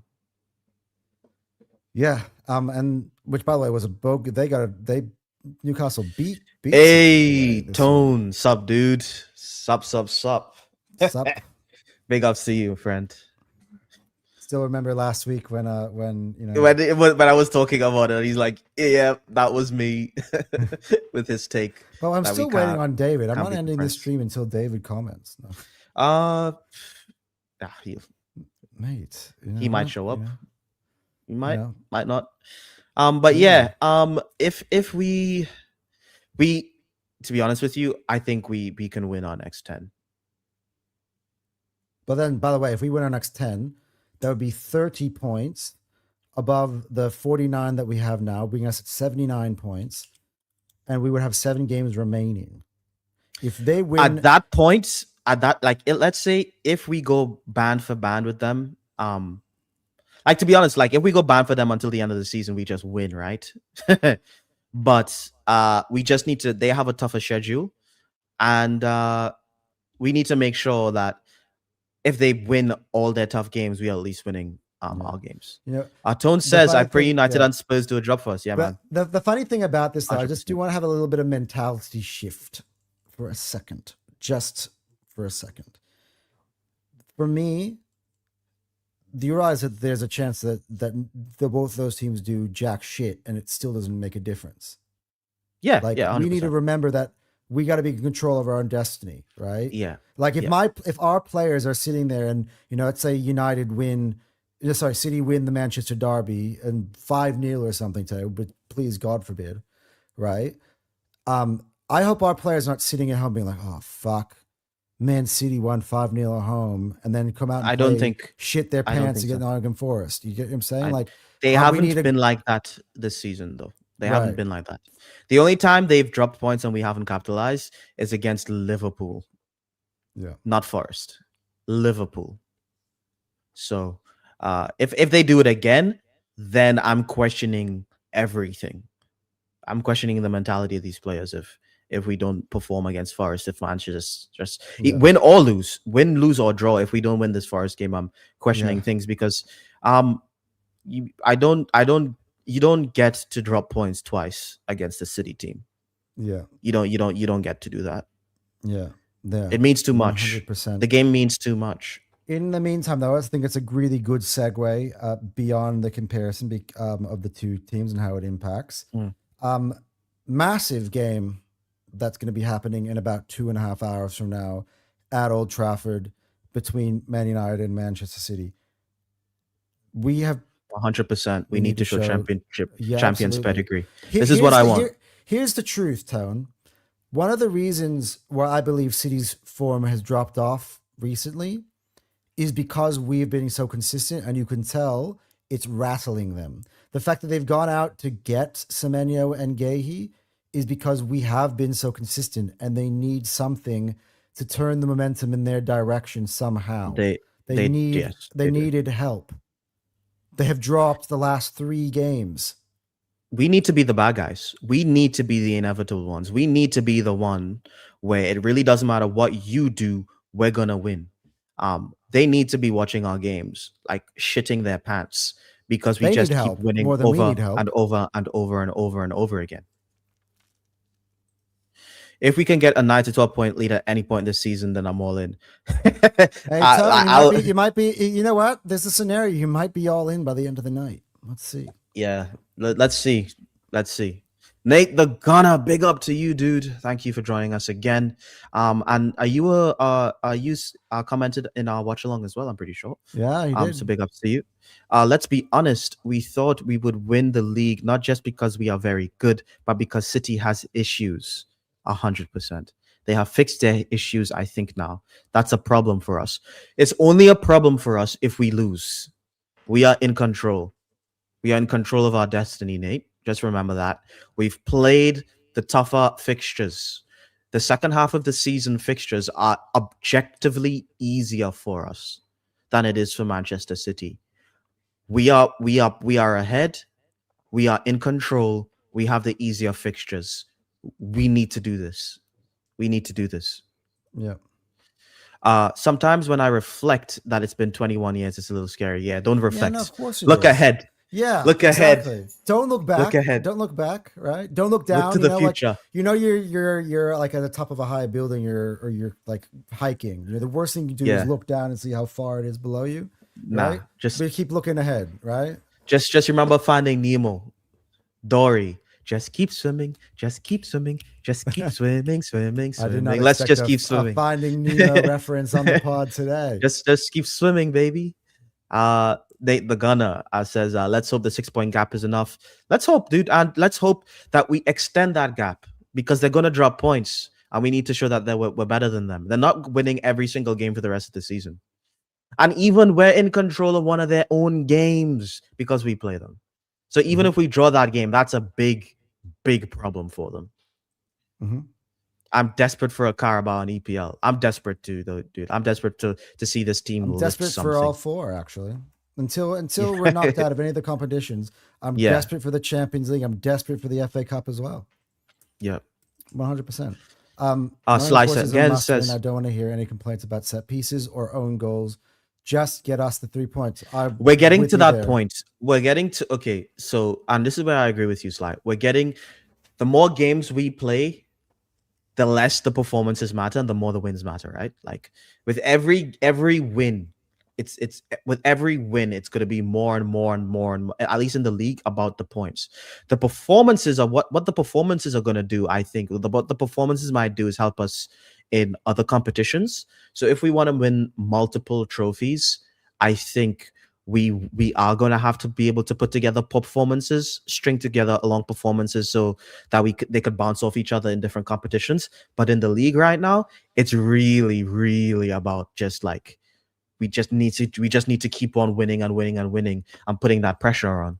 And I think winning, the more we win, the more confident we're going to become, and the performances will come anyway. That's what we did, to put together our last little run. Our performances weren't looking that good. Exactly. Yeah, and 100%. Then because we just kept winning, the performances came.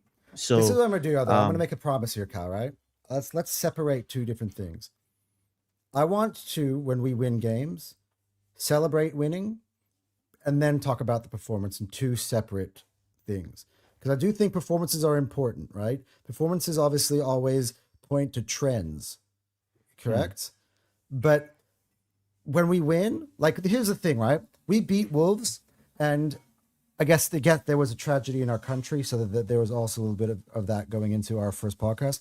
But me and Cal were like, do we really have to talk about this performance against Wolves? But we won, right? Yeah. And that could have been one of the performances that City were like, fucking hell. They were so shit. They still won. Like, I don't care. Anton says, I just want to win any fashion, bro. I don't care if every single goal we score is an own goal for the rest of the season. If it ends with us winning. By the way, I don't care if they're all fucking corners, deflected corners, tap-ins, deflected shots. Ricocheted off the goalkeeper's head like my guy Martinez. Shout out to Jorginho. Everything. I don't care. To be honest, we actually did have one of them once where it ricocheted off the goalkeeper in this season already. Oh yeah, the Saka corner.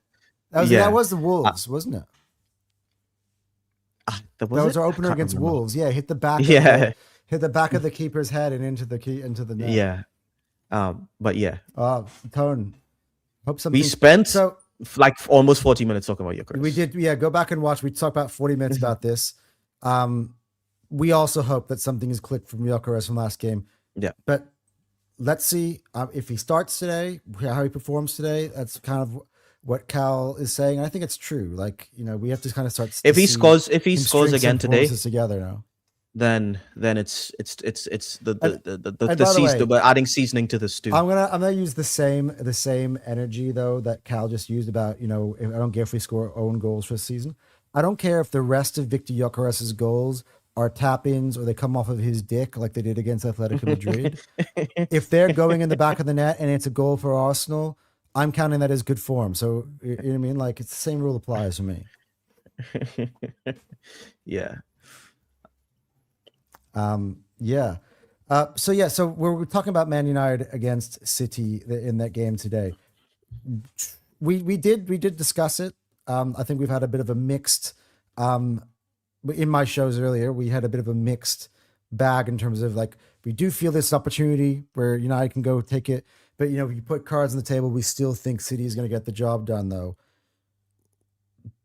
What do we feel about this game, Man United against Manchester City? Because it is as big as our game. It sets up the tone for our game prior to it. So I don't think it should set up the tone for our game. I think the boys should just go out there and play. whether they win or not. Because if they win, the pressure's on for us to maintain the lead, and if they lose, the pressure's on for us to capitalize. It's just the pressure's never going to stop. So win or lose, it's a must win against Forest anyway. Just on the context, just for their game themselves, I mean, you would hope Manchester United have something for these guys, but I don't know. It just smells. I just smell like Manchester United rolling over. I don't know why. I just don't believe. But see, the thing is the difference between, let's say, a Newcastle who rolled over in the semi-final, which bizarre for me, because Newcastle are not the type of club that does that, but I saw it with my own eyes. Man United is that Man United genuinely hate Manchester City, and it is at Old Trafford. Now,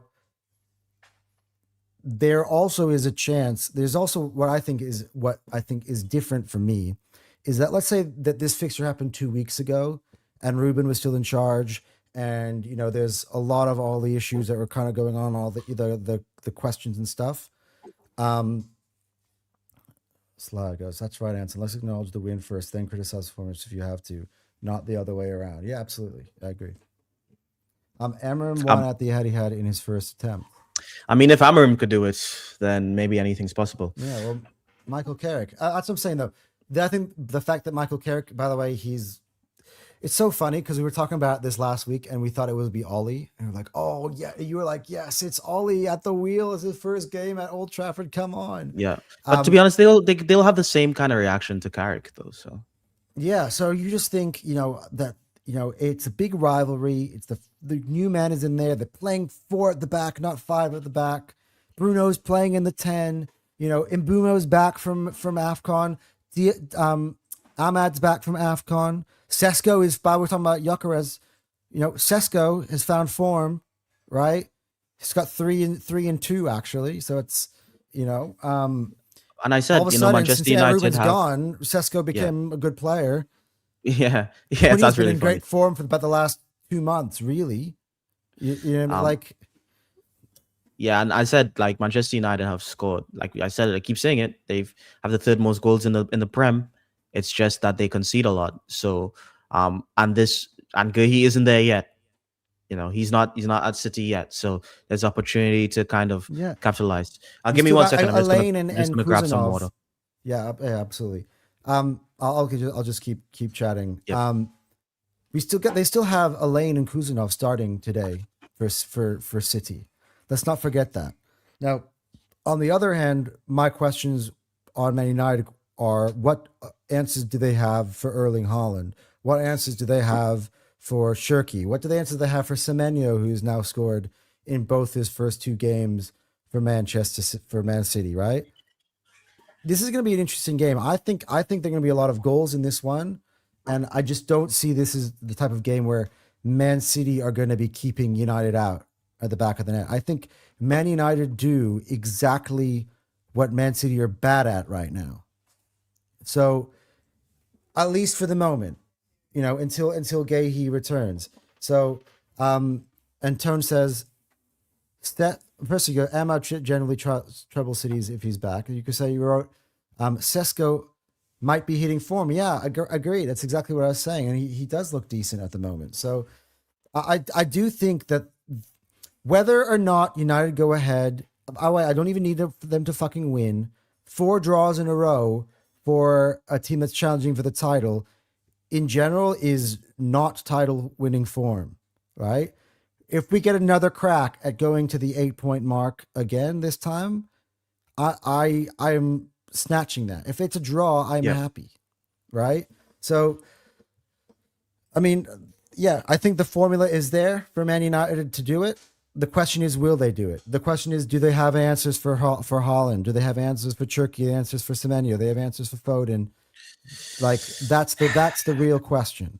Do they have answers for Reinders and Rodri in midfield with freaking Mainu and Casemiro? Like those are definitely areas where Man City definitely have the edge. But I do think that United do have the capability of exposing their weakness defense while it's still there. Yeah, 100%. They've scored against tougher defenses this season, so hopefully, man, I just do something. Do something. And if not, we'll just kick along and we'll just maintain the 6-point gap. We're just like, there's no way. I'm sorry. Not to we could probably start rolling this into this segment. Or now. we need to do our own hours. game. Yeah. Getting to the 2-hour mark soon. Yeah. But like, there's just no way we should be we could be dropping points against Forest. Forest are on their knees at the moment. They lost to Wrexham. So like we I literally can't see us losing this one. You know, I normally don't have this much chest as you, because I just don't see in what world where we just let this Forest game slip away from us. I just can't see it, because it's too much is on the line, and the team hasn't really let me down like that yet this season. This would be our biggest disappointment of the season if we drop points against Forest. And I don't think the boys are gonna let me down. I really don't. I really don't think so. Based on the past performances as well, I just don't. I just can't see it. You know, I don't think we're gonna obliterate them, but you know, a 2-0, you know, professional performance away from home, and then we're sweet. And you're 100% right. Don't, like, City have a harder fixture list than us. It's time for the team to recognize it's crunch time. No fucking around. This is exactly my thoughts. 100 exactly. You know, I think the venue makes a difference. City are favorites, but at Old Trafford, I wouldn't be surprised if they drop points. Yeah, I wouldn't be surprised if they, like, it's not like it's this unbelievable, unfathomable thing for Manchester United to step up and do something against I remember City. There was a game, by the way, in the title race 2 years ago, and there was a 3-horse race, right? And by the way, Liverpool were top of the league at the time, and Liverpool went away to Old Trafford, and Old Trafford under Ten Hag, right? And they were really dog shit that season. And I was like, there is no fucking chance that United get anything out of this game. And Man United end up, I believe, was it a victory? Like, I think Mainu scores the winner or something. I think it was. So you just never know. This is the league, as Cal keeps saying. This is the Premier League. You know, we can get sucked into, you know, Man United's problems all you want, but it's still a hard game. You know what I mean? And, you know, again, if City win, wouldn't be surprised. That I think that tends to be the rule when it comes to them in general. So, yep. Tone says the boys seems to be showing more emotions this season. Yep, GYÖKERES animated. Yeah, and what I like is that they're showing emotion without it diminishing the performances. They've got the balance right. They're not too high and not too low. And yeah, so I think you're right. Nate the Gunner says, I was watching the Gunaverse podcast. That's a very good podcast. Big up, James. And they mentioned the next 5 games would decide the title. City have some tough games. I don't think the next 5 games would decide the title, even if they drop a lot of points. That would bring us to 12 games left. I think it can only decide the title if they drop. If we win all our 5 and they drop twice, right. Let me apply some Anton logic, because I can sometimes, I'm a guy who can understand why they be saying that. But if they win all and then we win all, I think it's as all you were, gentlemen. So the next 5 games will decide the title. City have some tough games. So inside that 5-game period, they have Man United away and Liverpool away and Tottenham away and Wolves and Fulham at home. That is, you know, to be honest, we're playing, yes, it won't be over, but if you're talking about the microcosm of the season in Man City proving their title medal and getting the sort of results that we have had, and going away, that way, none of those are home games. So the big 6 games, they have 3 of them in the next 5. All of them are away from home. Man United, who are, of course, are their crosstown rivals. Tottenham, who they've struggled against all the time. And Liverpool, who, by the way, in general, when they go away to Anfield, they don't win. even in the years when they were pipping him to the lead. Like a few times they did, but in recent history they haven't. So yeah, I mean, to be honest, if they win all their games, I could see what they're saying by that. Can't you? I guess, but I mean, if they win, that only applies if they lose. But if they win and then we win, then it's as you will, because we've already played. We've already played. Then we got two teams that were promotion teams. Sorry, one team in the relegation zone in Nottingham Forest. The other team is away from home. Leeds, not promotion team, but Leeds have been amazing at home, especially. Sunderland at home. By the way, Sunderland we've dropped points to earlier this year, so that's not a gimme, but at home I think it's better. 1, 2, 3, 4. And then the fifth one is Brentford away, which I think is our toughest fixture out of the 5. So I could see it. If we go 5 for 5, it only matters. Let's say if they lose. Dude, let me say this. It only matters if they drop. If they don't drop and we don't drop, then it's as you were. I remember in the 23-24 season when after we just dropped points to Aston Villa, and I think we already dropped points to Aston Villa, and then we already kind of drew with City, right? Mm-hmm. I remember, I think there were like almost 9 games left in the season. Every single person on every podcast, every channel, everyone said Manchester City and Arsenal are not going to win all their games for the rest of the season. There's something in this. We both won all our games for the rest of the season. So I really, really don't believe, like, if Manchester win, if City win all 5 and we win all 5, it's like, okay, then obviously I'll take that, because the more, with every game that we win, the less opportunity we have to, like, the less opportunity they have to come back, right? So I would take a 5 and 5, obviously, because we still have, like, we're still 6 points ahead at the end of it, right? So it only decides the season for City. The next 5 games is basically City. Are you in this title race or not? That's essentially what these next 5 games are like. It doesn't change anything for Arsenal. It really doesn't. The next 5 games is on City. It's the pressure's on them. This is are you in this title race or not? So this is more of a City problem than it is an Arsenal problem. We've already played our tough away games. There have been some really, really good comments that have been coming up, by the way. Nate, by the way, expands further on the point from the GYÖKERES.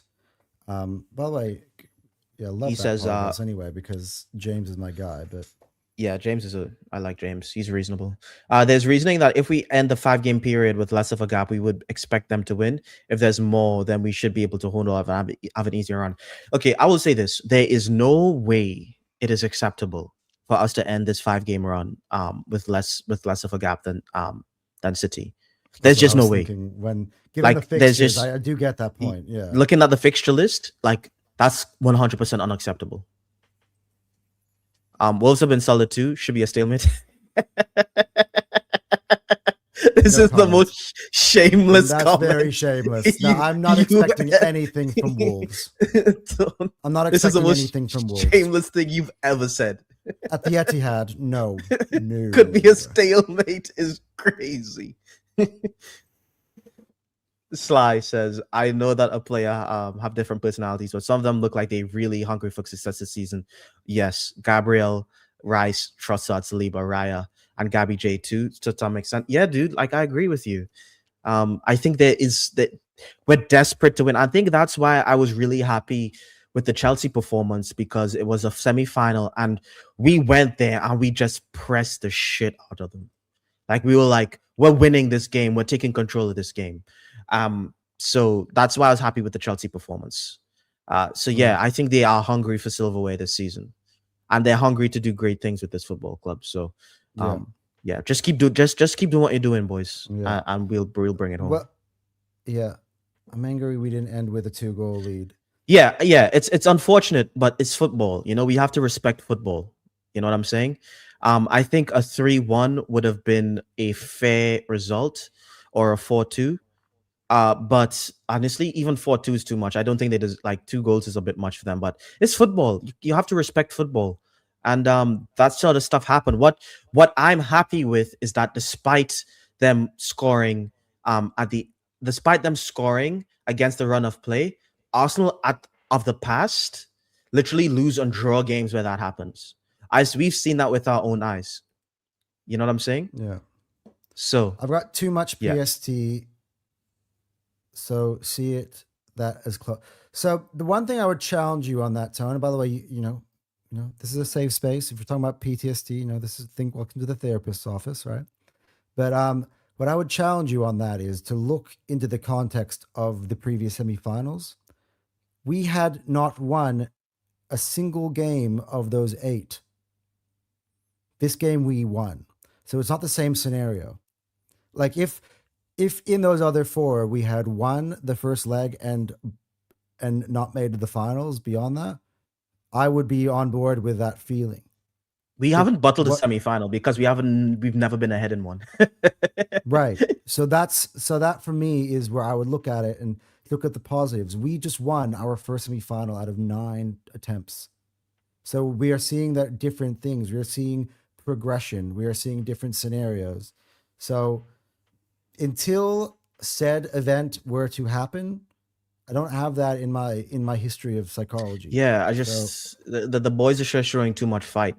They're showing too much hunger, and we're so much better than Chelsea. All we need to do is try hard against Chelsea, and the worst they can do is a draw, and then we just get through.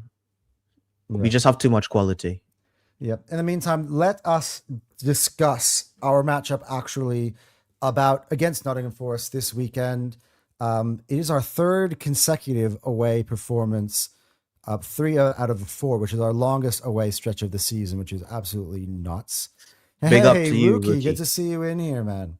Good to see you. Oh yeah, Rookie. I don't know if you do any sort of like I would actually want to have you on the show because at some point, just because of how good you are with the academy, or if you know anyone, because with this guy leaving the football club, what's his name again? The guy who's in charge of our youth. Oh, Per Murtasaka. Yeah, Murtasaka, yeah. Just your thoughts on that. To be our ex-captain of the football club. But yeah, I'd love to get your thoughts on that. And if not, just even just comments on that. I totally forgot, by the way. I met that French football scout. I want to get him on sometime. Yeah. So he can talk. He can tell me about Jeremy Joquet. Oh. Yeah. He's going to and Sly says, let's not be too disappointed about the Carabao Cup results. We won a semi-final game at Chelsea home. Regardless of form they are in, it's a good victory. Let's do our job at home now. Yeah, I agree with you. I think anyone crying about winning at Stamford Bridge needs to kind of take a step back, and maybe football isn't for you, to be honest. I'm never going to complain about winning a game, a semi-final football game. By the way, Cal, Miguel Delaney of, who does he work for again? He's a big-time journalist, right? Of The Independent. He works for Sky as well in certain times. Yep. He's actually was asked about the Man City charges. By the way, Miguel Delaney on Man City's 115/130 charges. I don't know if they're 15 extras. Although UEFA's main punishment was overturned, that was down to interpretations of technicalities rather than failure of process. Right, because remember when they almost had the transfer ban, which they overturned, right? Yeah. At this point, only Man City fans are deluding themselves to believe their club will escape heavy punishment. That was from Miguel Delaney. So he's assuming that somewhere down the line there will be heavy punishment at some point. I mean, it was supposed to be 2025. To be honest with you, when I see it, I'll believe it. Honestly, yeah, I don't understand why they're not ask the question. About it just earlier in the show. I think it's trending now because of their spending. The fact that they just keep spending. I think people are like, how is this allowed to happen? So, I think that's why it's probably trending a little bit now. I'm probably salty Arsenal fans like myself. I don't care. I will admit I am salty. I don't care if we win the league. I still want them fucking punished.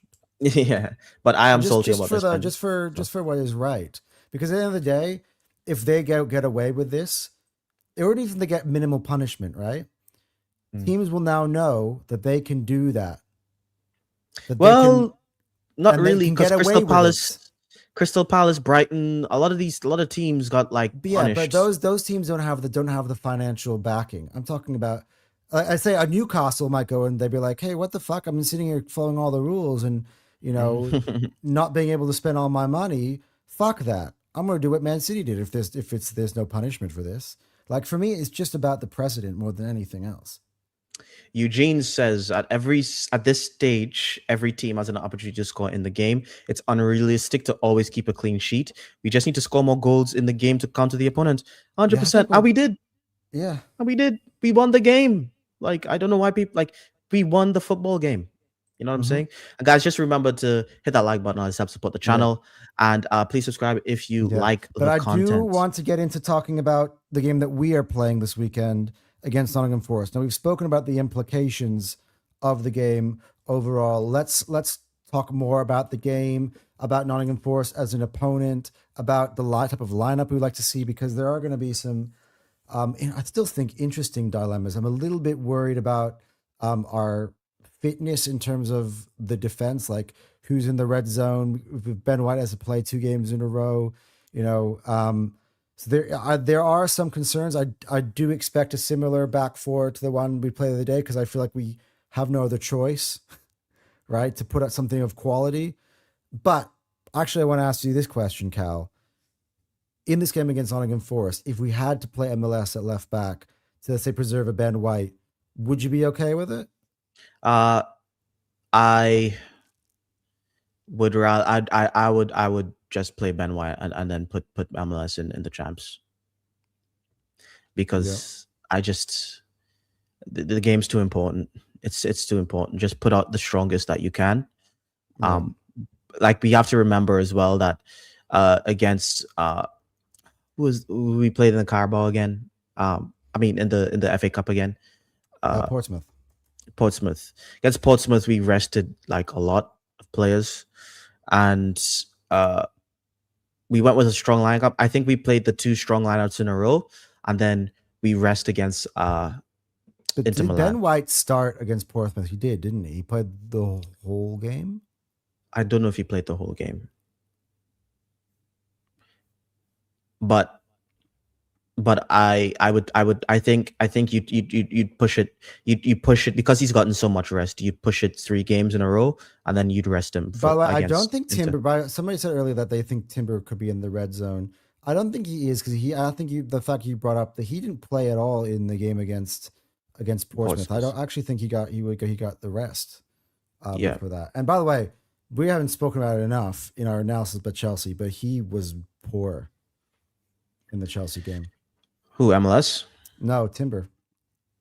I don't think he was poor. Yeah, I thought oh wait, Per said Per did a good Yuki. Thank you, Ricky, for replying.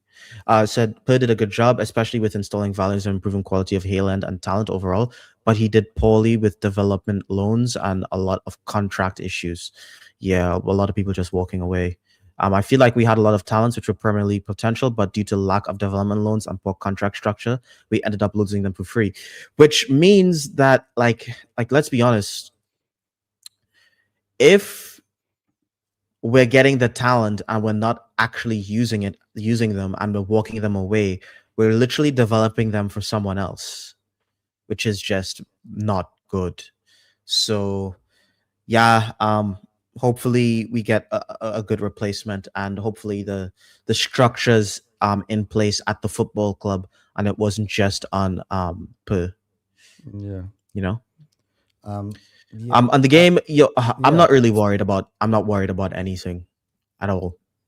I'm not worried. I am not worried at all about anything to do with this football game, because I just cannot see. I think we're gonna go with a strong lineup because the league's too important. We're gonna go with our strongest 11 possible.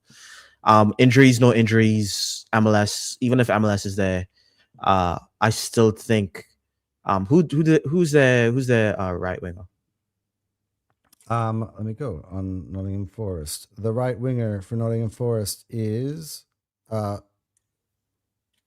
Delane Bakwa. I don't know who he is. The other one is Callum Hudson-Odoi. Omari Hutchinson has played there at times as well. Yeah. Yeah. No one. It's not like he's going up against Semenyo or something. So even if in training, let's say Ben White doesn't look too hot, I wouldn't risk him for the long term. But if he's fine, then we play him. To be honest, I don't think Timber is going to have. Sorry, if Timber gets roasted by any of those players I just named, he's really far gone.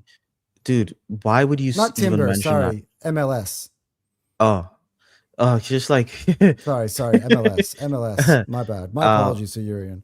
Urian's a G. Yeah. Yeah. And Timber's, defending better out of position in that there than MLS. Well, Timber's assignment would be Callum Hudson-Odoi has probably been their best attacker, but I think that Urian Timber is this is the biggest this rookie. This is like Heaven right now is playing United first team. We only sold him for $1 million, and he was the only one to be sold. It's ridiculous. It's ridiculous. Like, that should not happen. He was seriously? No way. I mean, mate, Chelsea are paying more for these players from the Brazilian league that are 16, 17 years old. Yeah, that was totally 100% correct. Open energies and good subs. Ken Edwards, Koza Drewbury, and many more like Dan Casey all have Premier League potential, but we lost them for nothing. Yeah, and that shouldn't be happening. And to be honest, if we want to continue to, let's face it, even if, let's say, Man City gets punished with the 115, they're just going to keep spending the way they do anyway. So if we want to keep up, we need to be making sales. We must. Slice says, not sure if we'd start Ben White against Forest. I think we're good enough to beat them with MLS at left back. White can start against Inter, and then hopefully whether we can have a few defenders back. I wouldn't risk it. I would rather just rest. I would rest everyone possible against Inter because I'm just not interested.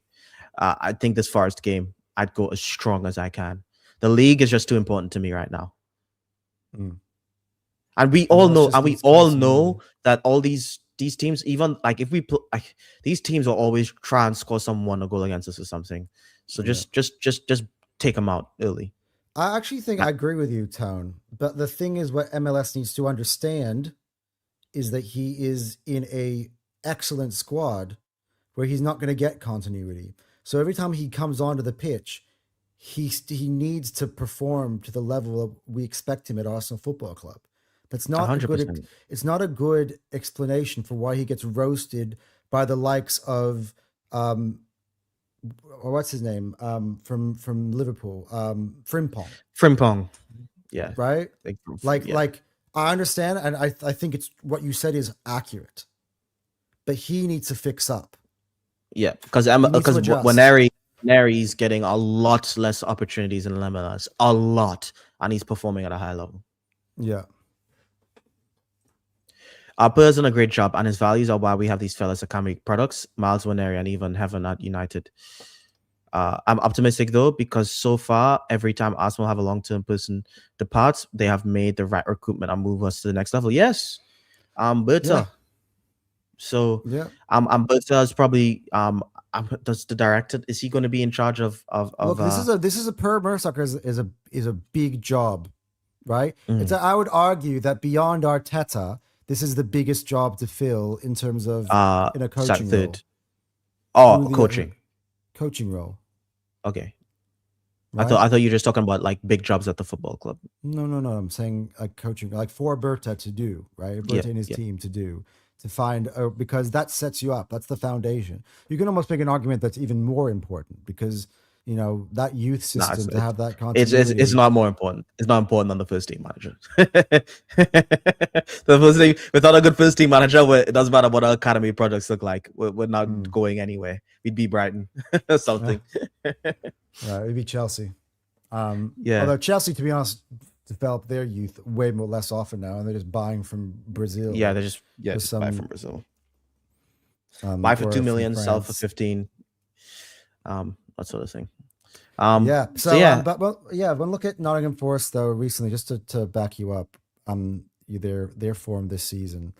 Actually, I want to see what's their overall, in terms of their win, loss, draw, not just the points, because it always gives a good indication. So, 21 games, Nottingham Forest has won 6, drawn 3, lost 12. So they've lost a massive percentage of their games, right? Yeah, we're the Arsenal. We need to be. We most definitely. Now they have had the odd freak result where they smashed Liverpool at Anfield and they smashed Tottenham in Tottenham, right? But I just think that if Arsenal we're at it and we're applied to this game, we shouldn't have those games. Those games also come into context. Like Liverpool dominated a huge amount of that Nottingham Forest game and then became complacent and then got destroyed on the other end because they have a massive weakness in the defense, right? Which, weirdly enough, we haven't been able to penetrate. That's the story for a different podcast, for about 2 podcasts ago. But yeah, I do think. Look, I unfortunately I have trained myself, regardless of the opponent, to realize that we are going to get the best version in general of whoever we play. Especially, right? Yeah, that's just us. Yeah, no, but it's part of. But the best version of them is just not good enough. It's just it's like when I look at our team. I mean, the best version of them thrashed Liverpool and Spurs to the point I just made. Yeah, but the Spurs are dog shit, and Liverpool only play good against us, literally. Yeah. Rookie says we're about to have a lot of these level talents, which are Premier League potential, but not our first team level at all. Yeah, and we should be making money off them. But you know what I'm saying? I think you just got to send them a lot of these guys more on loan. Yeah, and that's what Rookie was saying. Yeah, which is fine because our first level is so high. It'll be very few that will come through. Yeah, which is it's not like we have the Barcelona academy. I mean, so for me, the model is William Saliba. We happen to keep eventually who used to end up being one of the best 2 center backs in the world on loan for 3 seasons in a row, and he didn't leave the football club.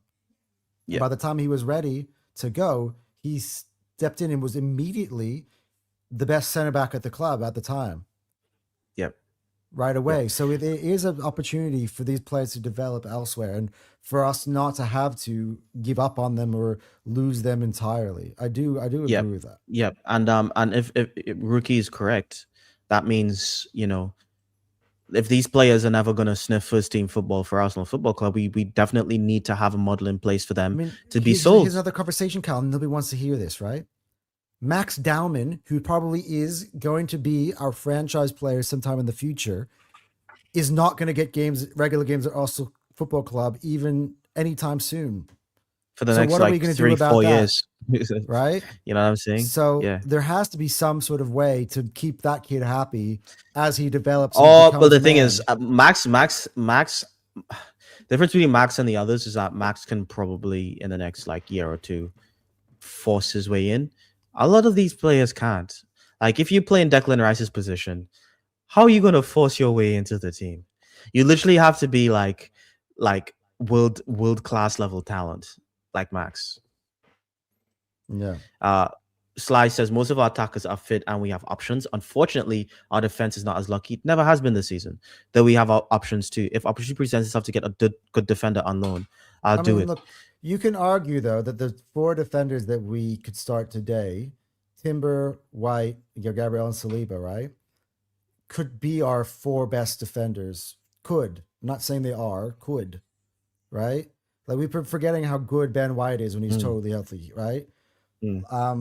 So yeah, and Arteta was saying that he expects one of Nkapie, Calafiori, or Mascara to make the squad for this game. We'll find out which one it is. But we're not, but the other, that means that if one of them, and he hasn't said which one it is, that means all 3 of them are a possibility. That means we're not that far away from being fully healthy.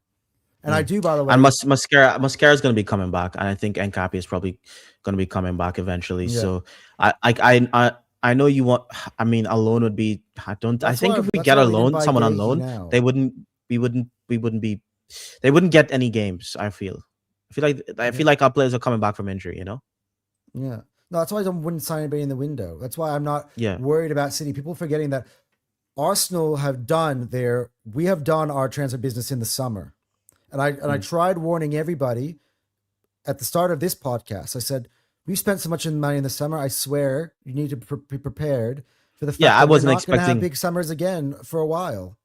Even next year, it will be one player in, one player out, one player in, one player out, refreshing the team. If Yildiz comes out, it's because Trossard or Martinelli or both are leaving, as an example. Yeah. Right? Yeah. So that's how we're gonna have to be generating it. I mean, we're gonna be moving on from installments. We're gonna be moving on from a lot of players. Like I can't see Gabriel Jesus being at this. This is his last year, isn't it, of his contract? Not quite sure. That's a good question. But like I can't see Gabriel Jesus being here for very long. These guys, like, you get rid of those guys and then you bring in like a Yildiz, because we don't need much. We really don't need much. And also, I didn't say guys coming through, like again, Max Dowman. And then we still have the academy guys that are trying to break through as well. We are producing a lot of Heavens and not Dowman. And the twins that we signed from Ecuador will be with us next year as well. So we need to sort out the structure and improve in every facet. 100%. And like Heavens, like if we had an academy full of Heavens, we should be making like 15 to 20 million on them each. Actually, Rookie, can I ask you a question? Rookie has one more comment here as well. He says, also starting to buy talents everywhere. We before were more restricted to Scotland, Ireland, and England, which means we're expanding our scope, which means more players need a capable structure. And hopefully whoever we get to do that, I'm thinking maybe Per leaving is because we're trying to upgrade. Maybe it's because we're trying to expand and become like improve our academy. I want us to have the best squad in England. I actually, by the way, I do think a part of that is influenced by Berta, because I think Berta has to have more influence in the recruitment in terms of the young talent as well. Which is why I'm gonna keep coming back. I mean, to the Ecuadorian over the summer twins. we were linked to so many young players in the summer. It's obvious that his team is like doing a lot. But I want to ask you, Rookie, the question about Marley Salmon, because I've seen him play in like spurts, but I also saw Heaven play in spurts. Like I don't really think I got to see a long run of games for Heaven at Arsenal. Not really. I saw him in the preseason. Who would you reckon is a higher rated talent, Heaven or Salmon? Or what to be honest, Heaven from Salmon, because he does end up like, you know what I mean? When I saw Heaven, I was very impressed with him on ball. But he made a couple of mistakes. Salmon doesn't make those mistakes. Yeah. Like Salmon got subbed on, and then did you notice any mistakes that Salmon made? No, I didn't. No. So would you make an assumption that Salmon is a higher rated talent than Heaven? I think the club wouldn't have let Heaven go if Salmon wasn't there. Yeah. Chris Hintonio. Is this your first time messaging, or is it before? I think I'm not sure. If this is your first time, make sure you are subscribing to the channel, and again hitting the like button. But subscription for me for newbies is the way to go. He says Dowman Salmon coming through, can't get better at the moment. And he corrects himself. Just a typo. I think it's looking good. We're producing high talents, but like as Rookie says, those guys you don't get those guys very often, and there needs to be a structure for the maybe Prem and even Championship level players that we're getting money for them. This is income. So there is a guy that I want to try to see now that we've been having these conversations. Here we go. Okay, I'll take a pause on that while Rookie answers the question, because he's answered my question. He says Marley Salmon is clearly the higher rated. On the ball, he's very composed and mostly makes the right decision. Problem is Salmon has a lot of problems in the air, even at the academy level. I see. But he's still what? Is he 16? but he has more potential. He has more potential than Saliba. To be honest with you, I don't know. Saliba on the ball, based on his last performance, was looking kind of. He's dropping a couple of people with his on the ball skills. That through ball, by the way, you were sitting there and you were like, I saw your immediate reaction to that, and I was like, So one thing I was going to say though, if it's just headers, I mean, he's like, and unlucky for us, defenders really come into their prime at 26, so like he has a lot of time to work on that. Yeah. But on the ball, he has more like if on the ball he's not good. If you're saying that already, that means he's really, really something special. So one thing I was going to say though, and I'm interested now that we've been discussing a lot about the youth. There was about a couple months ago, I did meet a guy who, by the way, we exchanged numbers, and he was keen on coming on. Who was actually a scout for both PSG and for Lyon, for French football, and he was definitely keen in keeping contact. So I'm wondering if maybe I can actually bring him onto a show so we can discuss, because he's got, as a scout for PSG, one of the biggest clubs in world football, he has a network of an understanding of all young players probably across the board. So I'd be interested to see if I can bring him on and we can have a discussion. Yeah. He said someone wondering is also very paused why he's been playing a lot of right back in our first team. Fair enough. Lyon Academy is really good. Lyon, yeah. Isn't that where Turkey's from, right? Yeah. So Asaman's is only 16 on Diamond, and the academy scouts see them every day. Yeah. They're very young. I agree. But we are almost at 2.5 hours on the show. So we are going to have to wrap it up. Although I love, all you guys coming and living in these comments and how we can sort of add an extra little subject to the show that we weren't planning on. So it's absolutely very big awesome. Up to Rookie for coming on here and sharing his insight. I love to when Rookie comes on and he knows so much about the academy, or he or she. So come on, you Gunners, 9-point lead. Tone, that's the spirit. Oh, please, that would be amazing. Look, I don't want to talk about predictions for their game. We'll see what that is. That is what it is. By the way, that lineup should be coming out in about 20 minutes for those who are curious to see. I'm curious about Man United's lineup. Like if Mbumo is back and starting and stuff like that, I think that will be more of an indicator for me. I also like to see a little bit of a saucy little Max Lane start for Man City. That would make me happy as well and encourage me that I could get something. Because to be honest, Bruno Fernandes is a world-class player. Cunha and Mbumo were two of the best attackers in the league. They added Semenyo this year. Like the last year's version of that was like Mbumo at Brentford, right? So, and then you got Sesko who's firing. I do think there's a chance that United can get something if it's a Axelane, Kuzanov, Nico O'Reilly. Like come on, you got to get at that. In my opinion, Newcastle did not do it. Voltemata blew chance to chance after chance to chance after he came on. And before that, Wissa wasn't much better. Wissa's a bum. Well, at least he was a bum in that game. And just on Heaven, he says, I will say Heaven has a higher base level, but Salmon is clearly have more potential. Heaven has physical abilities influenced by his base level, but his ceiling is not that high. Fair enough. And also Heaven is like 3 years older. Heaven's 19.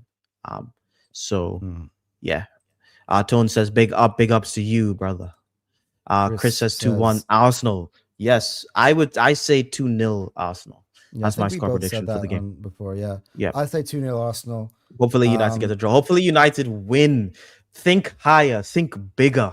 To be honest, so with the lineup, I would go unchanged from Chelsea. Yeah, same. I would go the exact same lineup as Chelsea. Yeah, at least that might get us some continuity. Maybe help us build some more relationships.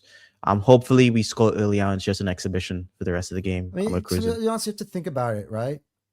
As the season progresses, we're going to have Premier League games and Champions League games, knockout games, where you can't really rotate the squad in between. So we might as well start practicing doing that now. Yeah. You know what I mean? So yeah. Then we'll get to Inter when we get to Inter. Inter's not that important. Yeah, for me, I'm not even thinking about him until after full time. It's at least until tomorrow. Rookie says, I don't know why. Rookie, not worried in Pod City. Yeah, you are and Anton in the same book. I'm a bit worried. Yeah, Neil. Neil Gunner. Anyone worried because Daesh always causes Arsenal trouble? I think we should be able to get the job done. We've slayed bigger demons than freaking Daesh Ball, to be honest. Yeah, but I do. Daesh is that type of manager though, who would have had a defensive plan for Arsenal about 3-4 weeks ago that he's just kind of been waiting to cook. I think that plays into our hands. By the way, if he sets in, I think that plays it directly into our hands. I don't think I don't think he can just sit back and just do a low block. I think we will score if he does that. This whole season, even when we're behind, never been worried about them. Fair enough. You're more confident than me. We will win against Forest. Now that's something I agree with. There's just no way. There's just no way that we don't win this game. Do you know who this is, Cal? Mrs. Anton. Come on, you gutters, indeed. Come on, you gutters. She's like basically saying, "Get the fuck off of the stream. You haven't had dinner yet, Anton." Yeah. But I think that, to be honest with you, I think that's pretty much everything. Honestly. Yeah. No, honestly, guys. Thank you so much, everybody who has contributed to the show, who've been in here watching for almost 2.5 hours. Big ups to all you guys. Man, there are so many freaking... I should have switched on the show comments on stage because it would have looked impressive. I'm scrolling on through how many comments there has been today. So yeah, big ups to you guys. Yeah, honestly, big ups to you guys for being in there today. Let's hope for another big weekend. I think one of those weekends where things all go in our direction, and we might not even care that Gahey signed for Manchester City. Yeah, I mean, we just needed to go our way again, and then if we're 9 points ahead, by the time Gahey gets here, then doesn't matter what you do. Come on, you Gunners, the team winning. Let's support them. Blank out the negativity. I agree with you, Sly. And that's what we need. And by the way, none of this negativity has come from Arsenal Football Club. Like, Man City are going to do what they are. At the end of the day, they're a competitor. It's their responsibility to do what they can to win the league themselves. We can't fault them for that at the end of the day, right? So we just got to take care of us, So as long as we do that. So we keep doing what we've been doing all season, we will win this league. Come on, you Gunners. Come on. All right, guys. Thank you so much. We will be back. Actually, we had so many pods this week, including a watch along. I think we've had 3 pods and 1 watch along within this week. So it's actually been, I just want to celebrate that. It's been our most busy week on the channel. So, big ups, I think, to me and Cal, again, for putting in the work, to writing on so many plans, putting together, sitting behind the scenes, putting together graphics. And it's been a hell of a team collaboration. So it's been a great week. Next week's going to be another exciting one. We are going to have a pod to review this game. It's yet to be determined whether it's before or after we play Inter in the Champions League. We will figure that out. But we will also be having next week, prior to us playing Man United, already scheduled and penciled in with guests, big time guests. So you guys watch the Terrace. We're going to have we'll be having David, and Lou on with us. Yes, our favorite United friends. So it's gonna be I think it'll be a more cordial.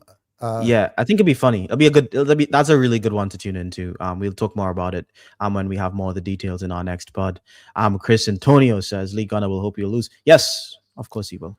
Yeah, because he can go and have a binge of whatever drugs he's having. I don't give a shit. Neil, we're playing Man United, David, with the red beard. Big red beard, David. The one who's always in our chat, except for today. So pretty much. His long run of perfection does end today. But I do actually, by the way, I know why he's not here. I just looked. He's on at a personal trainers conference in Brighton, so that's why he's not on for us. So he doesn't have an excuse. He's got better things to do than sit on YouTube. So yeah. Okay. But he'll be back with us. He'll be back with us on the show next week as we preview that game. But we've got a couple of football games to win before that. And yes, we are at the 2 hour 13 mark. We should be signing off. Any last words, Anton? All right, guys. Nah, just take care of business, boys. Right? Let's just do this. Come on, you Gunners. At this point of the season, it's about getting W's, 3 points. Let's go.